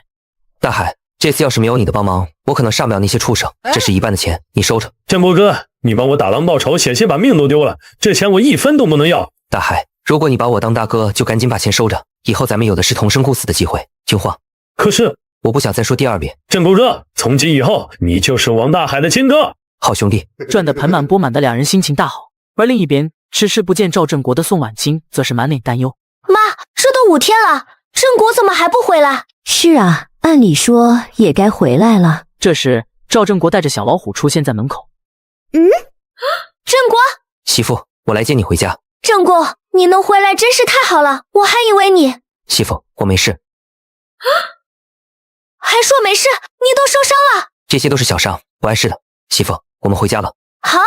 赵振国带着老婆孩子和小老虎刚回到家，骑着一辆28大缸，胸口别着一朵大红花的狗剩就来到院子外面，鬼鬼祟祟叫他出去。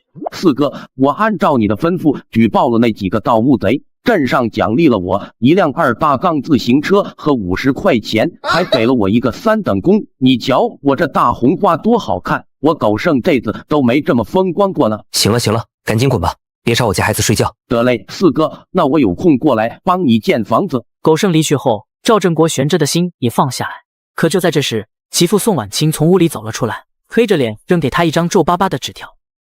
我明明是隔壁村口中的打狼英雄，但一回到家，媳妇却啪的将一张纸条甩到我脸上，恨不得给我2耳光。这是什么？你看看不就知道了。媳妇你别哭呀，我最近也没干啥坏事。赵振国瞥了眼手中的信，信封上有一个唇印。打开信封，里面是一堆肉麻的情话，而信纸的落款是狗剩。我去，这什么东西？哈哈哈！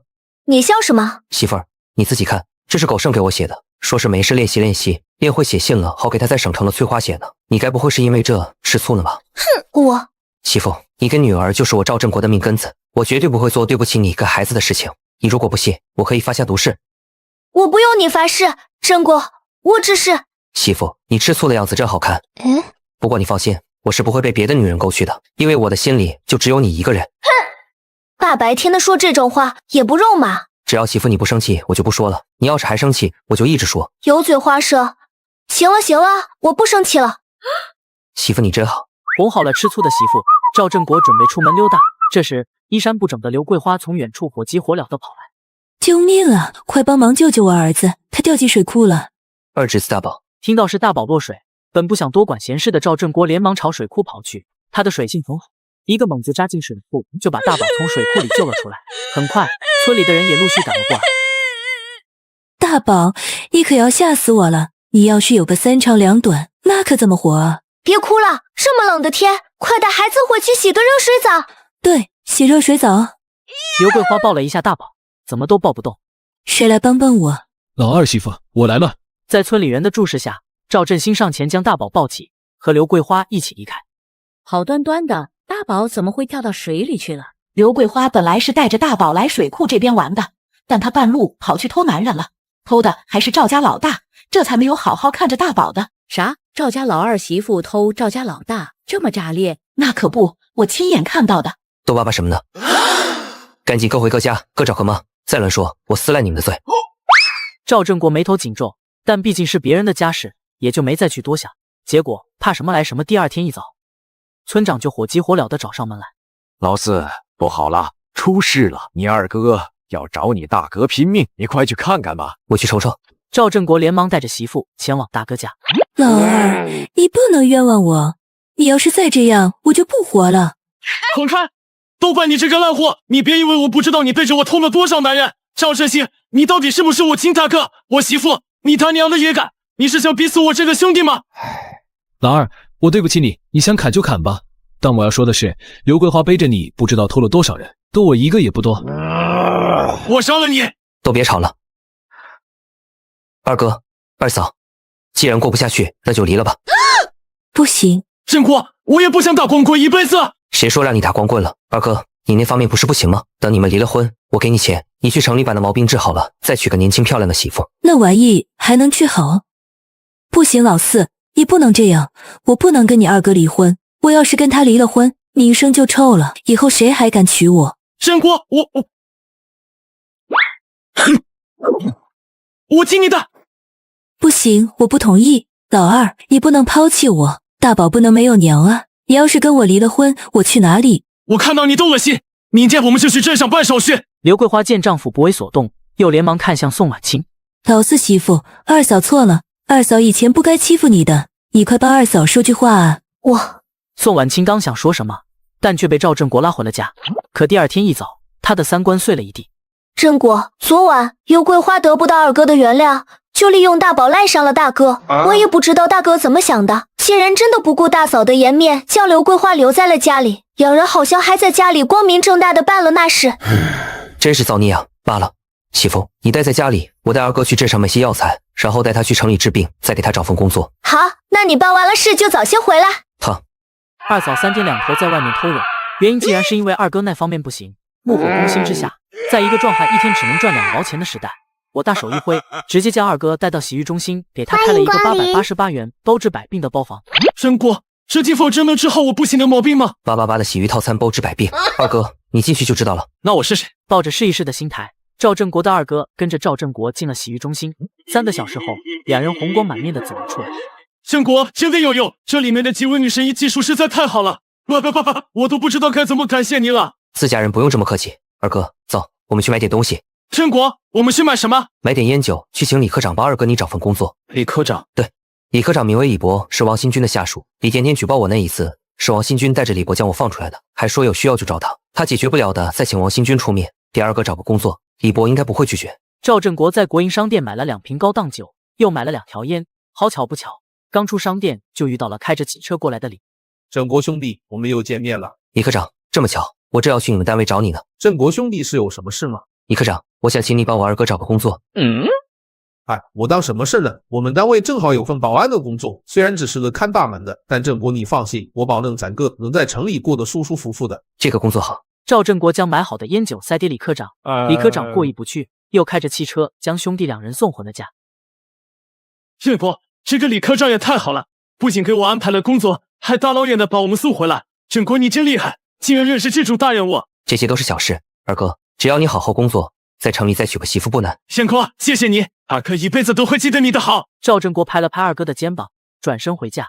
第二天一早，赵老二收拾家当去了城里工作，赵振国则是再次进山。可他刚进山没多久，就感觉心神不宁。左眼跳财，右眼跳灾，我这左眼皮怎么一直跳？难道有什么不好的事情要发生？有人！赵振国对危险的感知很敏锐，他犹豫了一下，立刻躲到身旁的草丛。片刻之后，几个壮汉出现在他站立的地方。大哥，那小子不见了。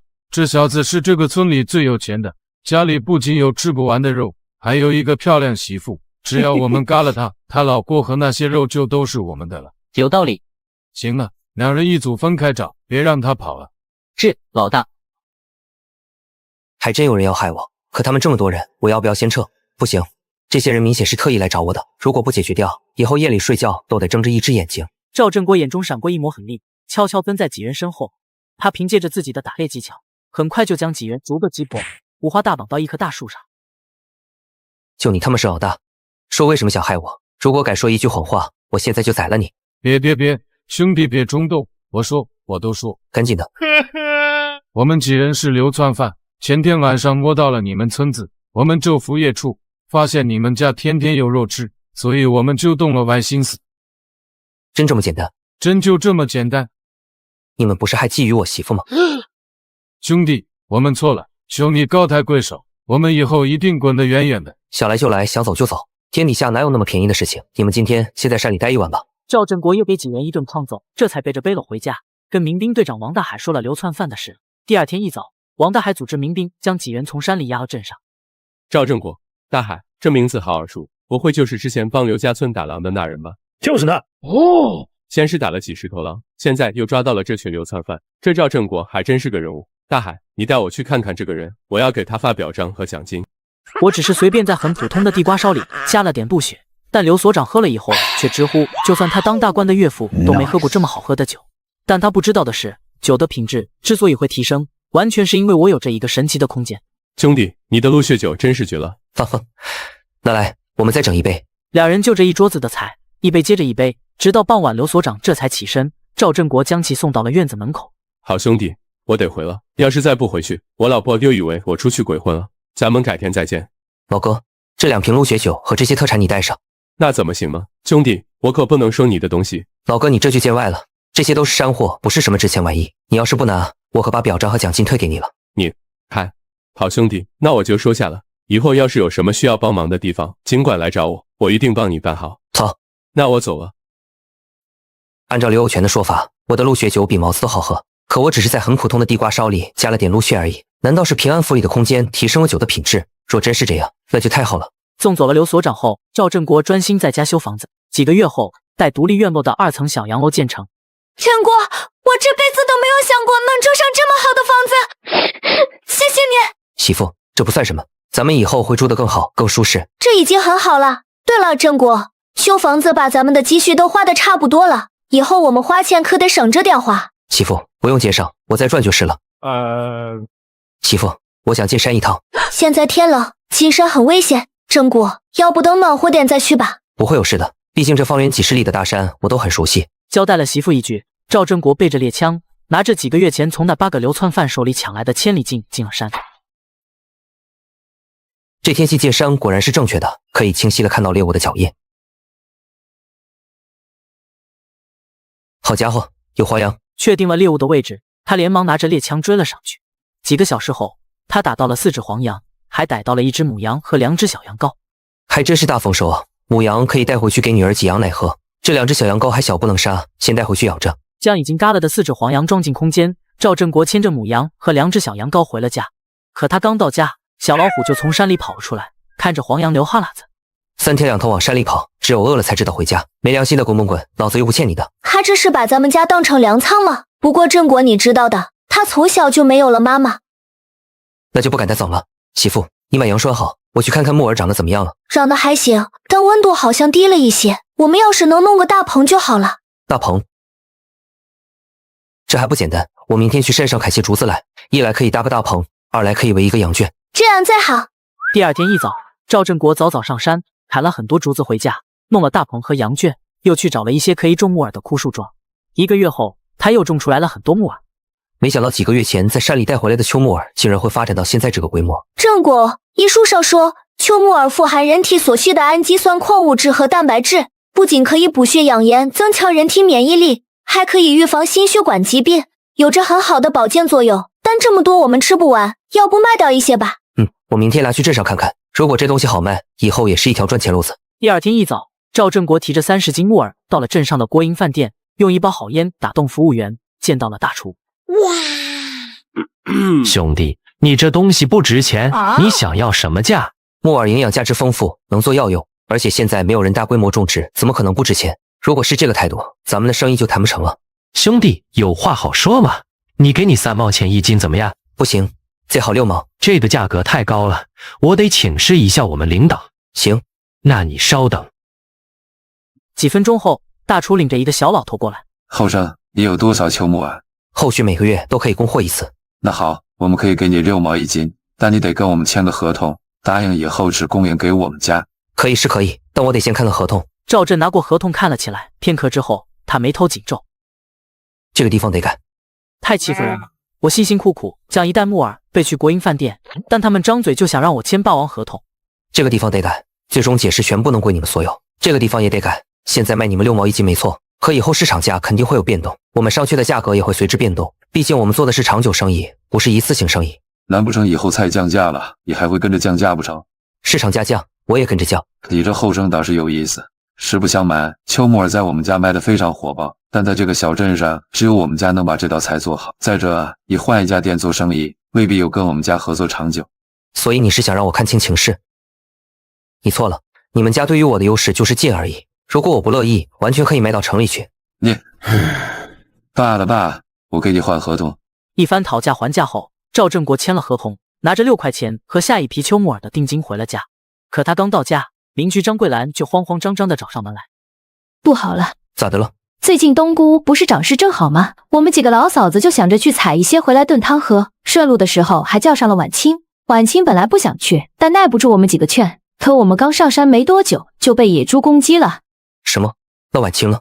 婉清现在在一棵大树上，山里下了雨，树太滑了，她下不来。快带我去！在张桂兰的带领下，赵振国很快找到了宋婉清。哇，振国，我下不来了！婉清，你别怕，你慢慢往下挪一点，然后就跳下来，我接着你。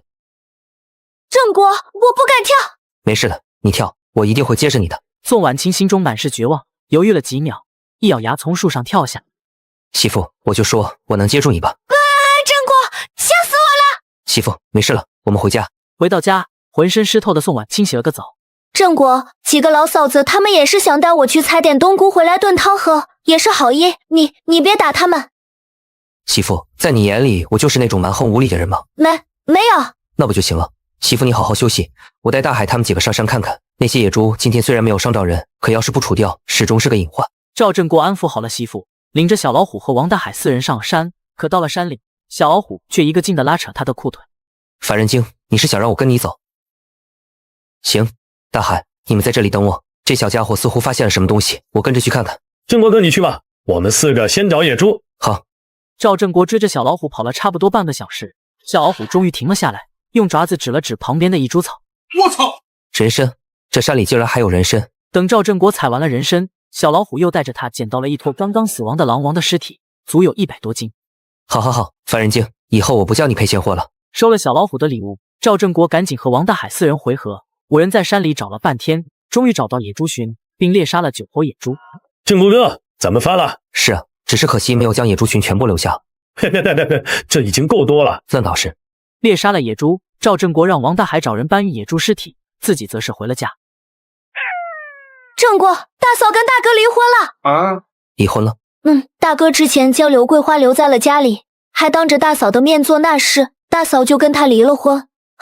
大嫂辛辛苦苦的抚养3个孩子，现在却落得这么个下场，真是造化弄人。大嫂跟大哥离婚，那他住哪儿？大嫂可能会回娘家。嫁出去的女儿泼出去的水，大嫂回娘家恐怕也不受待见。媳妇，咱们家不是正准备大规模养殖秋木耳吗？不如你把大嫂叫来帮忙，我们一天给她5块钱。另外，咱们已经搬进了新家，之前的老房子就空了下来，我觉得可以让大嫂去住，你觉得怎么样？大嫂一直对我们很好，我觉得没问题。不过单是大嫂一个人帮忙可能不够，振国，要不我们再请几个婶婶嫂嫂帮我们种木耳？可以。赵振国点头。很快，宋婉清就将大嫂请到了家里帮忙，又另外找了几名女工。可没过几天，麻烦却找上门来。谁说好心有好报？老子带你们婆娘赚钱，你们倒好，不仅不谢我，还把村长搬出来逼我涨工资，真当老子是冤大头。好好干，只要大家伙干得好，我保证不亏待你们，肉什么的可以放开吃。老四你就放心吧，我们准帮你把活干好。振国，你出来一下。村长，啥事？你过来就知道了。神神秘秘的，出什么事了？几个怂货，振国已经过来了，有什么想法就说吧。振国，我们很感激你带我们婆娘种木耳赚钱，但我们婆娘在你这里帮忙，家里就没人做饭和照顾孩子了。是啊，让我们几个大老爷们在家带孩子，多少有点不像话。那你们的意思是？我们想让你给我们婆娘再涨点工钱。我要是不涨呢？你要是不涨，我们就只能把我们婆娘叫回去了。没错，我1个月给你们婆娘20多块钱，比城里进厂的职工都要高1倍左右，你们还不满意？可你不也赚到钱了吗？既然你有钱，多给我们婆娘涨点工钱怎么了？就是，你们几个谁带头提的这事？我带的头。你，我也是实在没辙了。自从我婆娘来你这里帮忙，我和2个娃都没饭吃。赵振国，你要是想让我们婆娘在你这里继续帮忙，不加工资也可以，但你得管我们和我们玩的饭。刘赖皮，你这要求是不是太过分了？哪里过分了？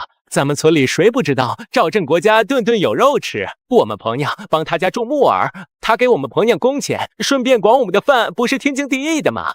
你们几个也这么想的？我们的态度倒也没这么强硬。振国哥，要不你就当我们放了个屁。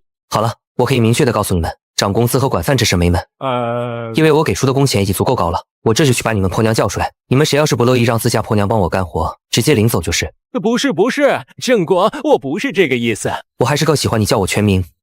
我还能让你一个破皮拿捏了，笑话。赵振国冷哼一声，直接将几人的婆娘从大棚里叫了出来，并说了事情经过。刘赖皮几人顿时慌了神，求救似的看向村长王栓柱。村长，你快帮俺们说说好话，咱们刚才是猪油蒙了心，一时听了刘赖皮的怂恿，这才来这里。咱们可不想让俺们婆娘回去，毕竟振国哥1个月给他们那么多钱呢。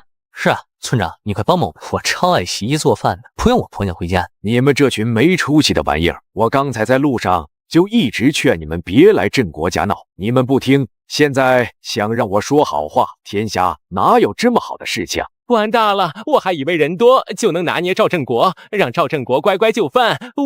我怎么就这么贪呢？赖皮媳妇，你家男人说家里离不开女人，往后你就不用在我这里帮忙了。老四，我在老四家帮忙，每顿饭都有荤腥，给的钱还多，这样的好活计哪里去找？不行，我不能走。老四，你别听他胡说八道，家里没什么事可忙的，你就让我继续在你这里做事吧。你媳妇都夸我干活用心呢。是挺用心的，毫不夸张的说，你是所有人里面做事最用心的。但你男人怂恿其他人来找我麻烦，所以你还是拿上这几天的工钱走吧，我不能留你了。老四，我走吧，我给的工钱已经很良心了，我绝对不会让人跟我坐地起价，要不然所有人都会觉得能轻易拿捏我赵振国，漫天要价。老四，对不起你，我回去以后一定会好好教训这个整天只知道吃喝玩乐、怀人心不足、蛇吞象的蠢货。那是你们夫妻间的事。走，跟我回家。呜，老婆你轻点揪，我知道错了。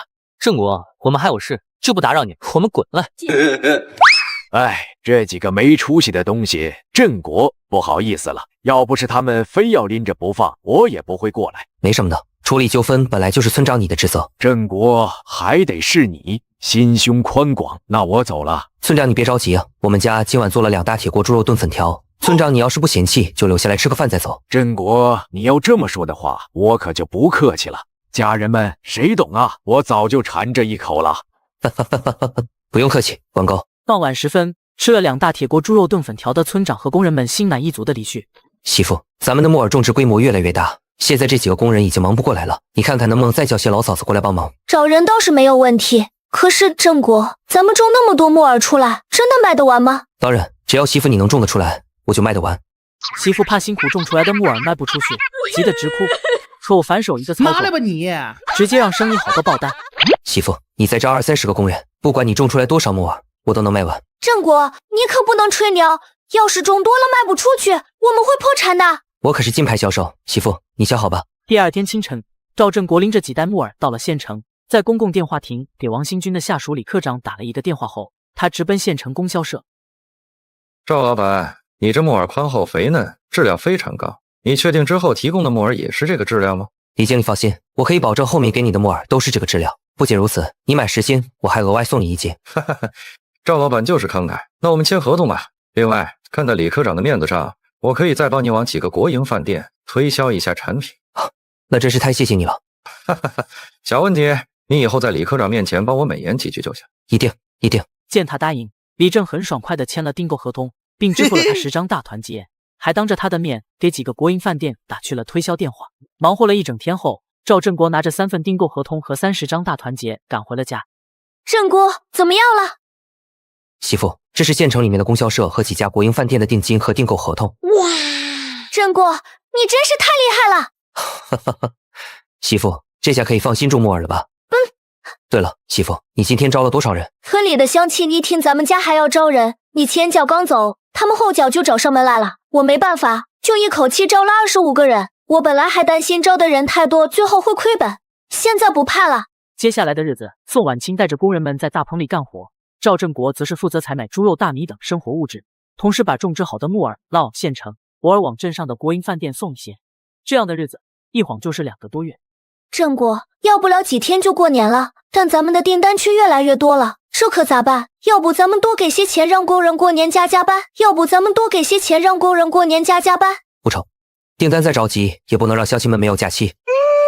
咱们过了年初10再动工吧。媳妇，你明天就把工人们的工资结了，另外每个人多发2块，算是过年的福利。好。第二天，等工人们干完了活后，宋婉清给工人们发了工资和来2元的福利后，宣布了放假到初10的决定。拿到工资和2元福利，还喜提15天假期的工人们顿时满脸笑。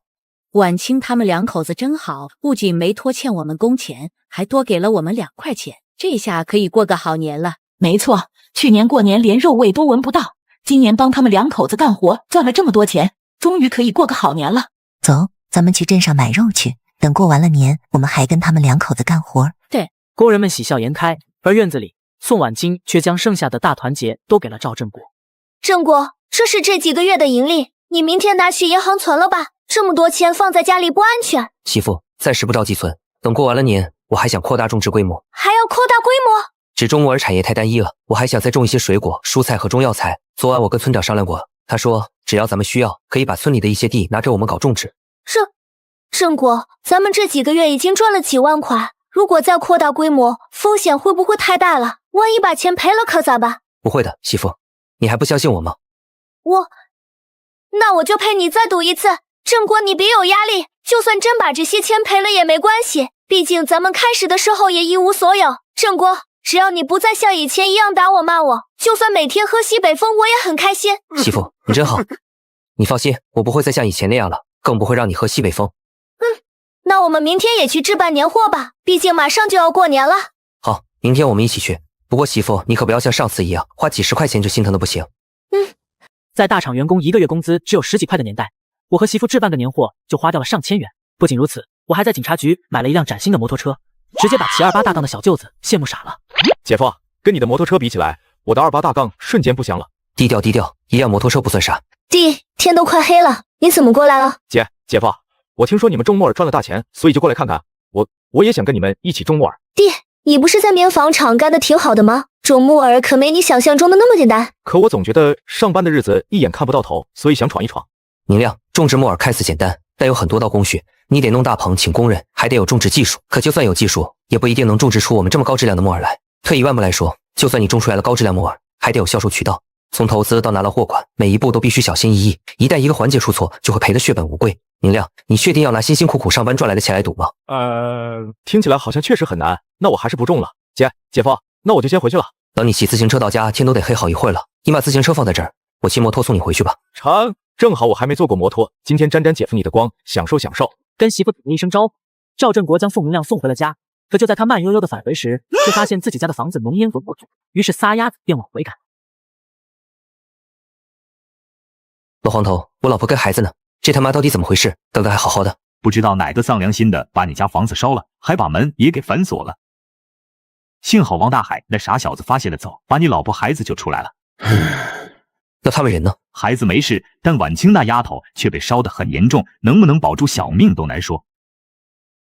大海已经带着人把他们送去村里的卫生所了，你快去看看吧。听到媳妇小命难保，赵振国顿时红了眼眶，也不管房子还在燃，骑着摩托就直奔村卫生所。李大夫，我媳妇怎么样了？她的皮肤被大面积烧，顶多就能再撑半小时。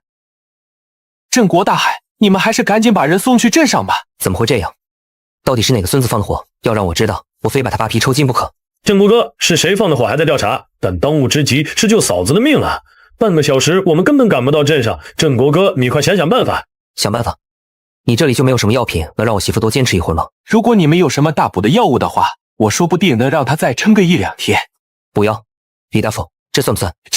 这是新鲜人参，镇国你竟然有这种东西，有救啊！你们等着，我去把这株人参磨成药液给他灌下去，他至少能撑个2-3天。大海，待会儿你帮我照看好孩子，我送你嫂子去镇上。好，镇国哥你放心去吧，我在村里帮你扎那个纵火的人。好。几分钟后，李大夫确定灌了小半碗人参汁液的宋婉清还能撑几天。赵振国连忙用3轮车将媳妇拉到镇上卫生所。医生，求求你们快救救我媳妇！只要你们能治好我媳妇，多少钱我都给。小同志，这不是钱的问题，你老婆伤的实在太重了，我们这里也没办法，你还是赶紧送去县城看看吧。那你们这里有救护车吗？这个点镇上已经没有去县城的班车了，我媳妇撑不了那么久。救护车？小伙子，咱们镇上哪儿用得起那玩意儿？你还赶紧骑3轮去吧。那县里总有吧？有，咱们县有3辆救护车，但据我所知，那3辆救护车每天都非常忙，不太可能会过来接你媳妇。只要有就行。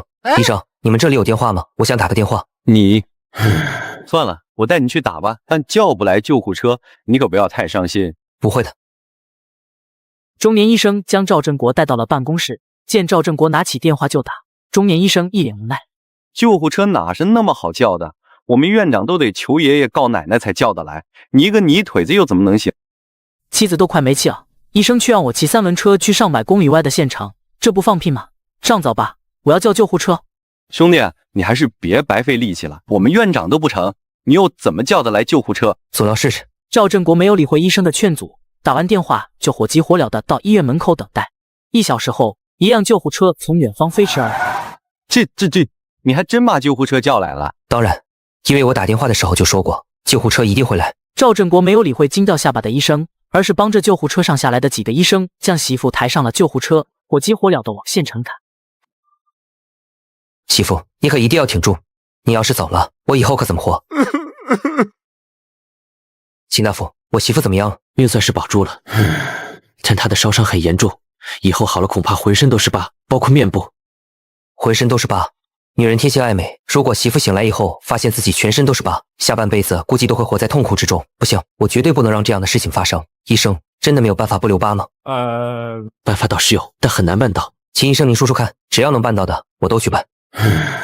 咱们医院的条件不行，如果你实在不想让你媳妇留疤，可以去京城的301医院试试看。301医院的烧伤科有着国内最好的治疗烧伤的医生，只要你媳妇能去那里看病，以后肯定不会留疤。哦。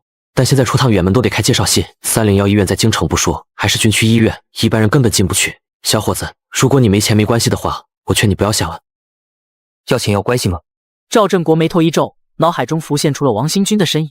片刻之后，他终于下定了决心，离开医院，赶到了县城的办公大院，从空间里取出一个黑色袋子，找上了王新军，将事情经过说了一遍后，他开门见山，直奔主题。王主任，我想用一条消息换一个送我媳妇去京城301医院烧伤科救治的机会。王主任，我想用一条消息换一个送我媳妇去京城301医院烧伤科救治的机会。镇国301医院可是军区医院，我恐怕没办法让你带你媳妇去那里看病，得回去求我老爷子。我知道很难，所以我才会说给你提供一条信息用来交换。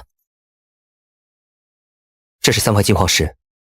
王主任，我知道一条金矿矿脉的位置，如果你帮我解决我媳妇的事，我就把那条矿脉的位置告诉你。金矿石，金矿矿脉，镇国，你没开玩笑吧？国家现在很缺钱，如果我真能找到一条金矿，那以后在仕途上，我至少可以少走几10年弯路。镇国事关重大，我也是个外行，不知道这3块石头到底是不是金矿石。这样，我现在就拿着矿石去找人化验，要真是金矿石，真有金矿脉的话，你媳妇去看病的事我帮你摆平，不用你花1分钱。好，那麻烦您尽快，最晚今晚就给你答复。王新军再也不能淡定，连忙带上金矿石就去找专家化验。可当化验结果出来后，他彻底傻眼了。王主任，这3块石头确实是金矿石。不仅如此，这3块矿石的黄金含量还达到了惊人的600克每吨。600克每吨，这品质算高还是算低？当然是高。普通金矿石里的黄金矿石里的黄金含量仅有3到5克每吨，而这3块矿石的黄金含量是普通金矿石的100多倍。品质这么高？没错。如果产出这3块金矿石的那条矿脉都有这么高的黄金含量的话，王主任，那你就真的飞黄腾达了。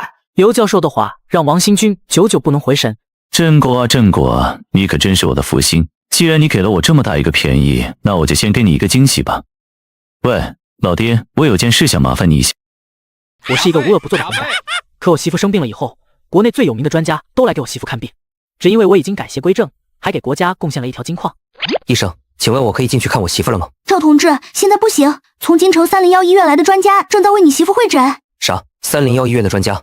昨天见完王新军之后，我打了电话回镇上，让大嫂带着人继续赶大棚，之后就在旅馆睡了一夜，这才1个晚上的时间，301的专家就来了。王新军这速度也太快了。赵同志，你还是等等吧，要不了多久你就能见到你媳妇了。好。赵振国激动万分，坐在长椅上就开始焦急的等待。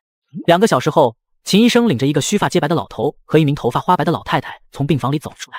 秦医生，怎么样了？我媳妇能好吗？振国，我给你介绍一下，这位是301医院的专家，孙专家，也是我的老师，擅长西医。这位是吴专家，擅长中医，是我的前师弟。原来之前是老两口。孙老师，吴老师，请问我媳妇她……小伙子，你媳妇烧伤严重，按照我的想法，要想不留疤痕，应该进行植皮手术，然后再整容。但这个死老头非说做手术是白遭罪。本来就是，又是植皮又是整容的，小姑娘毛受罪了。我觉得可以用紫色疽疮膏和华毒散膏混匀外敷，等加皮脱落后，再撒5白粉暴露创面。等腐肉脱净后，肉芽新鲜至创面，外用疏肝乳膏或生皮粉，根本就不需要动刀子。哼，你最行了，你这么行，当初怎么没救回我爹的命？啊，我什么我？不行就不行，还死要面子。小伙子，这老头不行，你让他跪远点，我给你媳妇治病。这个谁说我不行了？我来治这小伙子的媳妇，我要治不好我就不姓吴，哪怕是留1道疤，我都跟你姓。行，那就交给你了。啊，你在故意激我接下这个病人？不然呢？你，哼！秦医生，孙老师，这后生他会给你媳妇治的。而且你放心，他可是专门给国家头部人物治病的，医术高明着呢，准能还你一个漂漂亮亮的小媳妇儿。我之所以跟他吵架，是因为他这人就像茅坑里的石头，又臭又硬，要是不激他一下，他是不会帮忙治你媳妇的。原来是这样，干妈，谢谢你。你叫我啥？干妈。哎，干儿子。啥玩意？干妈，这就叫上干妈了。赵振国这小子的脸皮怎么这么厚？更离谱的是，老师还答应了。我总算知道我为什么没有得到师傅的真传了，是因为我没有赵振国这么不要脸。秦医生满脸郁闷的领着老太太去招待所，赵振国则是留在医院守着媳妇。凌晨5点，他正坐在椅子上打盹，吴老头就顶着2个黑眼圈走进病房。干爹，你怎么这么早就来了？啥玩意儿？干爹，你是在叫我？对啊，干爹，你要是不想认我可告诉我干娘去。干娘？哦，侏儒是你干娘？对啊。原来如此，原来如此，难怪他要激我给你媳妇治病。干儿子，你去把你干娘叫来，我今天非给她露一手不可。区区烧伤哪用得着动手术？好，我这就去。干爹，干娘她说什么了？不要怕，把原话讲给我听就行。干娘说不稀罕看你。我呸，她是怕看到我神乎其神的艺术之后会自卑。算了，不管她了。干儿子，我这就给你媳妇治病。干爹，那就麻烦您了。为了不打扰吴老头治病，赵振国到病房外等待。几个小时后，吴老头从病房里面走了出来。干儿子，搞定了，接下来只要按时换药，好好静养，你媳妇身上就不会留下任何疤痕。干爹，谢谢你，您的大恩大德。行了行了，少给我来那些虚的。你要是有良心，就给我整点好酒喝，我就好这一口。喝酒？干爹，你可算找对人了，我就有一种特别好的酒。干爹，您尝尝。红色的。吴老头打开瓶盖尝了一口，下一秒顿时瞪大了眼睛。好喝，太好喝了！干爹活了这么多年，还从来没有喝过这么好的酒。干儿子，不，亲儿子，这酒叫什么名字？你还有没有多的？还有不少，但都在家里。干爹，这马上就过年了，你要是不嫌弃，就别回京城了，留在我家过年，酒管够。成，没问题，反正你干爹我孤寡一人在哪都行。那就这么说定了。赵振国很开心，让他更高兴的是，中午时分，王大海给他打来了电话。振国哥，放火烧你家房子的人找到了。是谁？我从一个一无所有的穷屌丝变成村里首富，可还没来得及好好过日子，家就被人一把火给烧了，妻儿更是险些殒命。我发誓，如果找到凶手，一定要让他血债血偿。而现在，凶手找到了。振国哥，烧你家房子的凶手已经找到了。是谁？那人叫泥鳅，是隔壁村的一个小混混，现在已经逃到山里去了。大海，别让他逃了，我安排一下这边的事情，马上回来。想到被烧得不成样子的媳妇，赵振国心中满是杀意。他将大嫂蔡慧芬叫来城里照顾已经醒来的媳妇，又打电话将金矿的具体位置告诉了王新军，这才立刻坐上班车返回镇上，拿着猎枪进山。振国哥，我对不起你，等我们找到这个矿洞的时候，这孙子已经被野兽给咬死了，好像还是头老虎咬的。不会是虎妞吧？不知道，这泥鳅一死，我们就查不出是谁指使他烧你家房子了。别着急，我或许知道是谁。谁？李甜甜。李甜甜？振国哥，这不可能吧？那李甜甜2个月前就被调到隔壁的向阳公社去了。我也不敢确定，但方圆几十里就只有他才会那么恨我家，而且他之前靠作践身体让村里的一群小混混对付我，而这泥鳅同样是一个小混混，所以他的嫌疑最大。有道理，振国哥，那我们去向阳公社探探。等到了向阳公社，我有办法试出来到底是不是他在作怪。如果真的是他，我一定让他血债血偿。赵振国眼中闪过一抹寒光，立刻带着王大海赶往向阳公社。兄弟，跟你打听个事，你们村有没有一个叫李甜甜的？李甜甜？你们找他干什么？那可是一个烂货，整天跟我们村的一帮地痞流子混在一起，不知道被多少人睡过了。我们找他有点事。行吧，他就住在村东头的一间大瓦房里，你们沿着这条路一直往前走，就能看到他住的地方了。哎喂，我跟你们说，去了以后可得离远点，他身上的骚味10步开外都能闻到。成。两人按照醉汉的指的道路一直往前，没走多久就见到了李甜甜住的房子。定睛一看，李甜甜果然在家里。振国哥，我们现在怎么办？大海，等天黑了，你帮我把这张纸条偷偷放到李甜甜家里去。振国哥，这纸条上写了啥？我用泥鳅的口吻给他写了一封信，约他明天在村子后面的小树林见面。如果他真是泥鳅纵火案的幕后主使，他明天一早一定会去小树林。好，振国哥，我去啊。好。王大海悄悄溜到了李甜甜家里，将纸条放到了李甜甜的枕头旁。搞定以后，两人去村子外面的小树林等待。果不其然，天亮以后，李甜甜偷偷摸摸的到了小树林。泥鳅，你在哪呢？李甜甜，你终于肯出来了。啊！赵大哥，你们怎么会在这儿？闭嘴！你也配叫我赵大哥？你个贱人，你知不知道我？你差点害死了我的老婆孩子。赵大哥，你在说什么？我怎么会害嫂子呢？你还在装？如果不是你让泥鳅去放的火，你怎么会来这里？昨晚那封信是你写来的。不错，这下没法狡辩了吧？赵振国，既然你都知道了，那我也就不装了。没错，是我让泥鳅放的火，我还让泥鳅放火前把门从外面锁上。我就是要把你和宋婉清那个贱人活活烧死。谁让你们当初非要把我赶出来的？如果你们不把我赶出来，我就不会被村里的那群地痞流子欺负，更不会变成如今这副人尽可夫的恶心模样。都怪你们，一切都怪你们。受够了吗？受够了就去死吧！婉清的皮肤被大面积烧伤，现在正躺在医院里。我送她去医院的时候，我就发誓，一定要让害她的人血债血偿。李甜甜，我今天不会再给你任何机会。赵振国，我恨你们一家，我巴不得你们全家死光死绝。我是一个谁都可以睡的婊子，我是一个烂货，我已经没有活下去的希望了。赵振国，你动手吧，我李甜甜会在黄泉之下等着你们一家。死到临头还不知悔改，我成全你。大海，去把我摩托车的那桶汽油提来。好。李甜甜，等你尝过这烈火焚烧之苦后，我们恩怨两清。随着燃烧的火柴坠落，李甜甜瞬间被烈焰吞噬。2个小时后，赵振国清理了现场，正准备带王大海回村，这时密林里忽然冲出一道黑影。快看，这2个大帅比将一个妙龄女子毁尸灭迹后，树林里忽然冲出来一道巨大的黑影。熊，振国哥，有熊！大冬天的，熊不应该在冬眠吗？怎么会跑出来？振国哥，快开枪！别怕，看我的。振国哥，你要是没打中，我们今天可就嘎了。我可是打猎2年半的猎习生，怎么可能不中？大海，熊的全身上下都是宝，咱们把它扛回去。疼。2人将棕熊扛到摩托车上，这才骑着摩托回村。等王大海离开后，赵振国立刻将棕熊收进空间，随后带着一些猎物到了丈母娘家。青青怎么没跟你一起来？婉清和闺女有点感冒，怕吹风就没来。妈，这是我刚打的野鸡野兔，送过来给你们尝尝。好，那快坐吧。好。赵振国刚准备坐下，宋明亮却冲了进来。吃，你吃个屁吃！我姐呢？婉清感冒了，在休息。你放屁！陈婶子都告诉我了，你们家着了大火，我姐被烧成了黑炭。说我姐是不是你故意害死的？明亮说的是真的。是真的。我的女儿啊！赵振国，我跟你拼了！听我说，婉清没死，现在正在医院接受治疗，情况已经好转了。真的？当然是真的。以后不要别人说什么你就信什么，长点脑子。赵振国将事情原委说了一遍后，带着宋家母子进了城。可刚到医院，就见医院门口站着很多警察，带头的人是警察局局长刘和平，是镇上警察局局长刘有权的大哥。刘局长，你怎么来医院？振国，嗨，医院有个烧伤的女病人，差点被勒死，我们就过来了。烧伤的病人？那病人叫什么？叫宋婉清。那病人叫什么？叫宋婉清。那是我媳妇。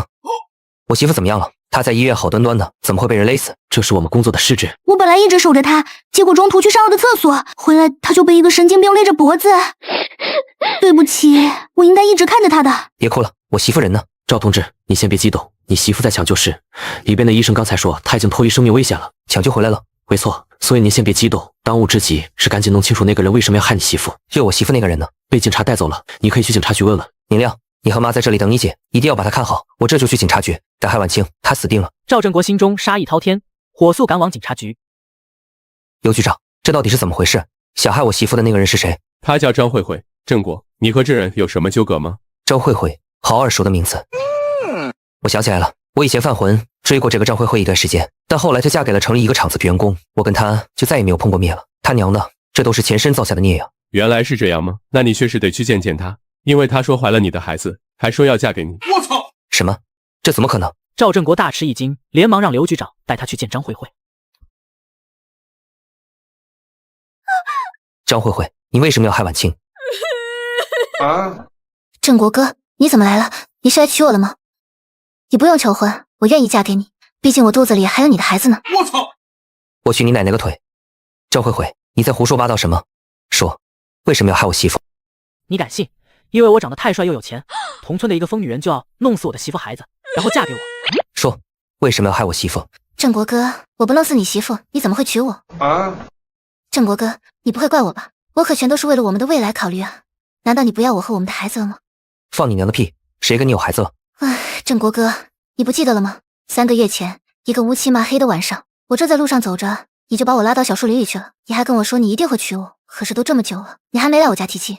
我就想着，肯定是宋婉清那个小贱人不准你来。昨天我进城，听一个同乡说你媳妇快死了，正在医院住着，我就想着让她少在医院吃点苦头，直接送她上西天，那样你就能娶我了。振国，这是怎么回事？